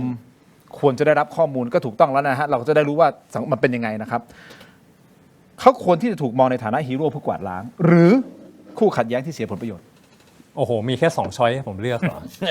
มันก็เพราะว่าสังคมมีบางส่วนที่บอกเฮ้ยดีออกมาแล้วก็กวาดล้างเขาอยากให้มันดีขึ้นมันในสิ่งที่บิ๊กโจ๊กพูดไงครับบอกเฮ้ยมันเป็นอย่างนี้มันเน่าผมออกมาผมเปิดโปงผมอยากให้มันดีขึ้นผมอยากจะปรับเปลี่ยนระบบด้วยความเคารพท่านผมคิดแบบท่านเลยว่าตอบอย่างอื่นได้ไหมผมกำลังจะถามท่านอาจารย์2ท่านที่เป็นอาจารย์ทางสายกฎหมายนะว่า ผมนึกว่าข้อสอบเป็นอัตนัยคืออัตนัยคือตอบเป็นข้อเขียนอะไรก็ได้แล้วเราอาจจะยกกรณีในเรื่องของทฤษฎีหรืออะไรมาแต่คราวนี้มันเป็นข้อสอบแบบปรนัยมีแค่กอกับขอโอเคงั้นคอควายก็ได้อาจารย์อยากจะตอบอะไรข้อควายผมมองเป็นอย่างอื่นนะครับคืออย่างหนึ่งเนี่ยพี่ทินเนี่ยเอาคำตอบผมที่อยู่ในใจเนี่ยมาตอบแล้วคือสังคมได้ประโยชน์แน่นอนเพราะอย่างน้อยเนี่ยได้เห็นปรากฏการณ์บางสิ่งบางอย่างที่มันเกิดขึ้นคือผมเป็นคนคิดบวกไม่ใช่คิดจะบวกนะคือหมายว่าคิดบวกคือพยายามมองอะไรต่างๆที่มันจะเลวร้ายแค่ไหนให้มันเป็นเรื่องดีเรื่องนี้มันกระทบต่อองค์กรของผมแน่นอนนะครับแต่มองในแง่ดีคือมันจะได้มีการปฏิรูปหรือการเปลี่ยนแปลงและตำรวจรุ่นใหม่ๆที่จะเติบโตไปในอนาคตอีก10 ปีข้างหน้าเนี่ยต้องได้ยินชื่อเพื่อนผมเป็นผบตรแน่นอนเพราะว่ามันก็เป็นไปตามวงจรของเขาการเจริญเติบโตตามหน้าที่การงานต่อให้ผมจะยังเป็นแค่รองผู้กำกับหรือเป็นพันตำรวจโทแบบนี้อย่างน้อยวันนี้ผมมีเพื่อนเป็นพลตำรวจโทเรียบร้อยแล้วนะครับดังนั้นเนี่ยไอ้สิ่งเหล่านี้มันจะได้ทำให้ตำรวจรุ่นหลังๆที่จะเจริญเติบโตไปเป็นผู้บริหารในสำนักงานตำรวจแห่งชาติเนี่ยจะได้มีการปฏิบัติตัวให้เป็นแบบอย่างที่ถูกต้องจะต้องไม่มีเหตุการณ์แบบนี้เกิดขึ้นอีกเป็นครั้งที่2ในสำนักงานตำรวจแห่งชาติคำตอบของผมประมาณนี้ครับอาจารย์ประเมศครับผมคิดว่าอย่างนี้นะผมคิดว่าถ้าพูดง่ายเจ็บแล้วจบเหมือนกับฟินแลนด์เนี่ยต้องเสียเลือดเสียเนื้อเท่าไหร่จึงจะได้ประชาธิปไตยแต่เรื่องของโจ๊กเนี่ยนะบิ๊กโจ๊กเนี่ยมันมีบางเรื่องที่เราอาจจะพูดไม่ได้เพราะมันถูกกดดันจากใครบางคนบีบจนจะไม่มีทางเดินจนในที่สุดต้องระเบิดออกมาอย่างนี้ครับแล้วถามว่าไม้สุดท้ายไหมยังผมได้แค่นี้ยังไม่ไม้สุดท้ายยังไม่ใช่ไม้สุดท้ายมันจะต้องมีอีกท่านต้องประมวลสถานการณ์ตั้งแต่ต้นไล่มาทำไมมันถึงเกิดเหตุนี้เราเนี่ยก็อย่างที่ว่าล่ะทุกสมุทัยนิโรธมรรคเราต้องดับที่ทุกตอนนี้ทุกเราไม่ดับมันไม่ใช่แบบท่านนายกประยุทธ์นะบอกทุกสมุทัยไม่รู้จักไหมต้องดูว่าทุกของเรื่องนี้มันคืออะไรแล้วอย่างที่ผมเห็นด้วยอาจารย์ช้างสุดท้ายมันจะแก้ปัญหาได้หมดแต่ต้องรอนิดนึงกำแพงเมืองจีนไม่ได้สร้างวันเดียวนะแต่เวอร์เทส2 ตึกชั่วโมงเดียวล่วงหมดทำลายง่ายสร้างยากรักษาไว้ก็ยากใช่อาจารย์เจตมีมุมมองไงครับประเด็นนี้อย่างนี้ครับที่ท่านอัยการปรเมศพูดเรื่องทุกข์สมุทัยนิโรธมรรคเนี่ยคือสมุทัยมันต้องตามหาสมุทัยหมายความว่าเหตุ ที่ทำให้เกิดทุกข์เนี่ยนะครับ ในแง่ของพลเอกสุรเชษฐ์เนี่ยทั้งตัวท่านทำตัวท่านเอง และท่านถูกกระทำมันผสมรวมกัน จนกระทั่งท่านกำลังจะถูกไล่จนตรอก ท่านยังไม่จนตรอก ท่านไม่ต้องการที่จะไปจนตรอก ท่านเลยต้องสู้ แต่ที่ท่านในการปรเมศบอกว่ายังไม่จบเนี่ยนะครับ ท่านยังไม่ได้ระเบิดตัวเอง ท่านยังไม่ได้ทำแบบพวกที่มัดระเบิดตัวเองแล้วถล่มนะ เพราะว่าท่านยังคิดว่าจะรอดอยู่ถ้าเมื่อไหร่ก็แล้วแต่ท่านคิดว่าไม่รอดท่านจะระเบิดตัวเอง แล้ววันนั้นเราจะเห็นรายละเอียดเยอะใช่แต่อาจจะไม่ไปถึงตรงนั้น เพราะถ้าเกิดท่านทำแบบนี้แล้วถ้าเกิดรอด ท่านก็จะไม่ไปถึงตรงที่จุดระเบิดตัวเองไงแต่ถ้าทำแบบนี้ก็ยังไม่รอดจนตรอกแล้วก็ยังไม่ได้ไอ้สิ่งที่มันทำให้หลังมันขยับต่อไปไม่ได้มันต้องถูกระเบิด เพื่อมันจะได้ไปทางนี้ได้เพราะจนตรอกแล้วนี่ไปข้างหน้าไม่ได้แล้วนี่ตอนนี้ชนกับคนข้างหน้าอยู่นะแต่ถ้าสุดท้ายต้องระเบิดละคนข้างหลังอาจจะโดนตอนนี้สู้กับคนข้างหน้านะแต่ไอตัวการจริงๆมันอยู่ข้างหลังไอ้นี่มันถูกดันจนตรอกไงไอ้ข้างหลังนี่มันบีบอยู่นี่มันสู้กับคนข้างหน้าเท่านั้นครับโอเคงั้นเรารอดูต่อไปโปรดติดตามตอนต่อไปโปรดติดตามตอนต่อไปแต่อาจารย์เจตนิดเดียวท่านเนี่ยมีอีกหนึ่งคำถามครับเพราะอาจารย์เวลาเราทำการเมืองอาจารย์ก็เรียนเชิญอาจารย์มานะครับ move ของคุณวราวุฒิศิลปะอาชาขอไปการเมืองนิดเดียวสั้นๆนิดเดียวครับ อยากให้อาจารย์แสดงความคิดเห็นนะฮะยกไปภูมิใจไทยทั้งพรรคอาจารย์มอง move นี้ไงคือต้องเรียนอย่างนี้ครับว่ากว่าที่พรรคชาติไทยจะไปอยู่ในมือคุณบรรหารศิลปะอาชาซึ่งเป็นพรรคของซอยราชครูนะครับบรรดาพลตำรวจเอกเผ่าศรียานนท์พลตำรวจเอกประมาณอดิเรกสารใครต่อใครช่วยกันปั้นมาเนี่ยนะครับท้ายที่สุดกลับมาอยู่ในมือคุณบรรหารศิลปะอาชาได้ไม่ใช่เรื่องง่ายแต่วันนี้เนี่ยคุณวราวุฒิศิลปะอาชาล้มพรรคนั้นแล้วคิดได้แค่นี้พรรคชาติไทยพัฒนาเดิมทีมันเป็นพรรคชาติไทยแล้วพรรคนี้ก็ก่อร่างสร้างมาจากซอยราชครูคุณบรรหารศิลปะอาชาได้มาได้อย่างไรมันมีประวัติศาสตร์ของมันดีไม่ดีก็แล้วแต่ใครจะคิดแล้วก็ส่งต่อมาให้กับลูกชายลูกสาวช่วยกันดูแลวันนี้เท่ากับว่าพรรคชาติไทยพัฒนาจบแล้วต่อให้พรรคชาติไทยพัฒนาจะยังมีอยู่แต่ถ้าทายาทของคุณบรรหารศิลปะอาชาไปอยู่พรรคอื่นเสียแล้วพรรคนี้จบมันอาจจะเป็นสิ่งที่พลตำรวจเอกเผ่าศรียานนท์พลตำรวจเอกประมาณอดิเรกสารอยากจะให้มันเป็นวันนี้ก็ได้ไปดูประวัติศาสตร์มาว่าคุณบรรหารศิลปะอาชาได้พรรคชาติไทยมาได้อย่างไรอันนี้คงต้องบางทีคงต้องกรรมมันเกิดกรรมมันก็จบมันมีวิถีของมันสาธุโอเคครับประมาณนี้อันนี้เปิดไว้ก่อนนะเพราะว่านี่เป็นประเด็นเดี๋ยวการเมืองคงได้มีการพูดคุยกันนะพี่โบมีอะไรค้างคาไหมครับอยากให้ผมถามอะไรไหมเชิญคุณมาจริงๆก็อยากจะเรียนเชิญมาแหละลองดูนะครับพี่โบขอบคุณพี่โบมากครับมันจบไปตั้งแต่เป็นพรรคท้องถิ่นแล้วล่ะ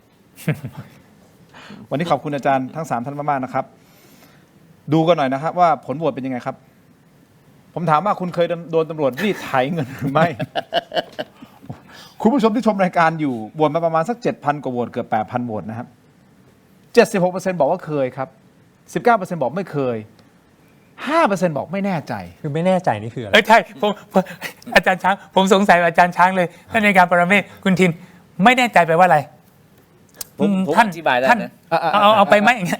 ผมอธิบายได้นะไม่แน่ใจเหมือนผมเนี่ยบางทีเราก็มีโอกาสผิดกฎจราจรพอเปิดกระจกปั๊บเขาเอาอาจารย์แหละผมก็ยกมือไหว้ขอโทษแม้จะเป็นพลตำรวจผมก็ต้องขอโทษเขาก็ทีหลังอาจารย์ต้องระวังหน่อยนะเขาใช้มาตรการในการว่ากล่าวตักเตือนอันนี้คือเขาทำแต่ถ้าไม่ใช่ปรเมศก็ไม่แน่ใจว่าจะเรียกหรือเปล่าก็นี่ไงไม่แน่ใจไปว่าอะไรนี่ไงคุณตำรวจรีบค่ะ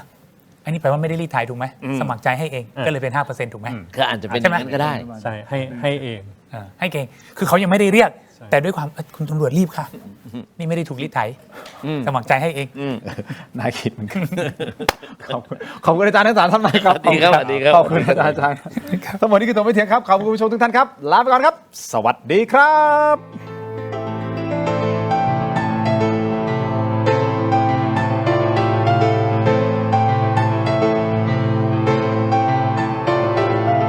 หากคุณไม่อยากพลาดถกไม่เถียงตอนเด็ดๆและไม่อยากพลาดเทคนิคความรู้แนวทางในการต่อสู้กับปัญหาที่สักวันหนึ่งอาจจะเกิดขึ้นกับคุณก็ได้นะครับอย่าลืม กดไลค์กดแชร์กด Subscribe กดกระดิ่งช่องเทโรดิจิทัลนะครับเป็นกำลังใจให้กับถกไม่เถียงด้วยครับ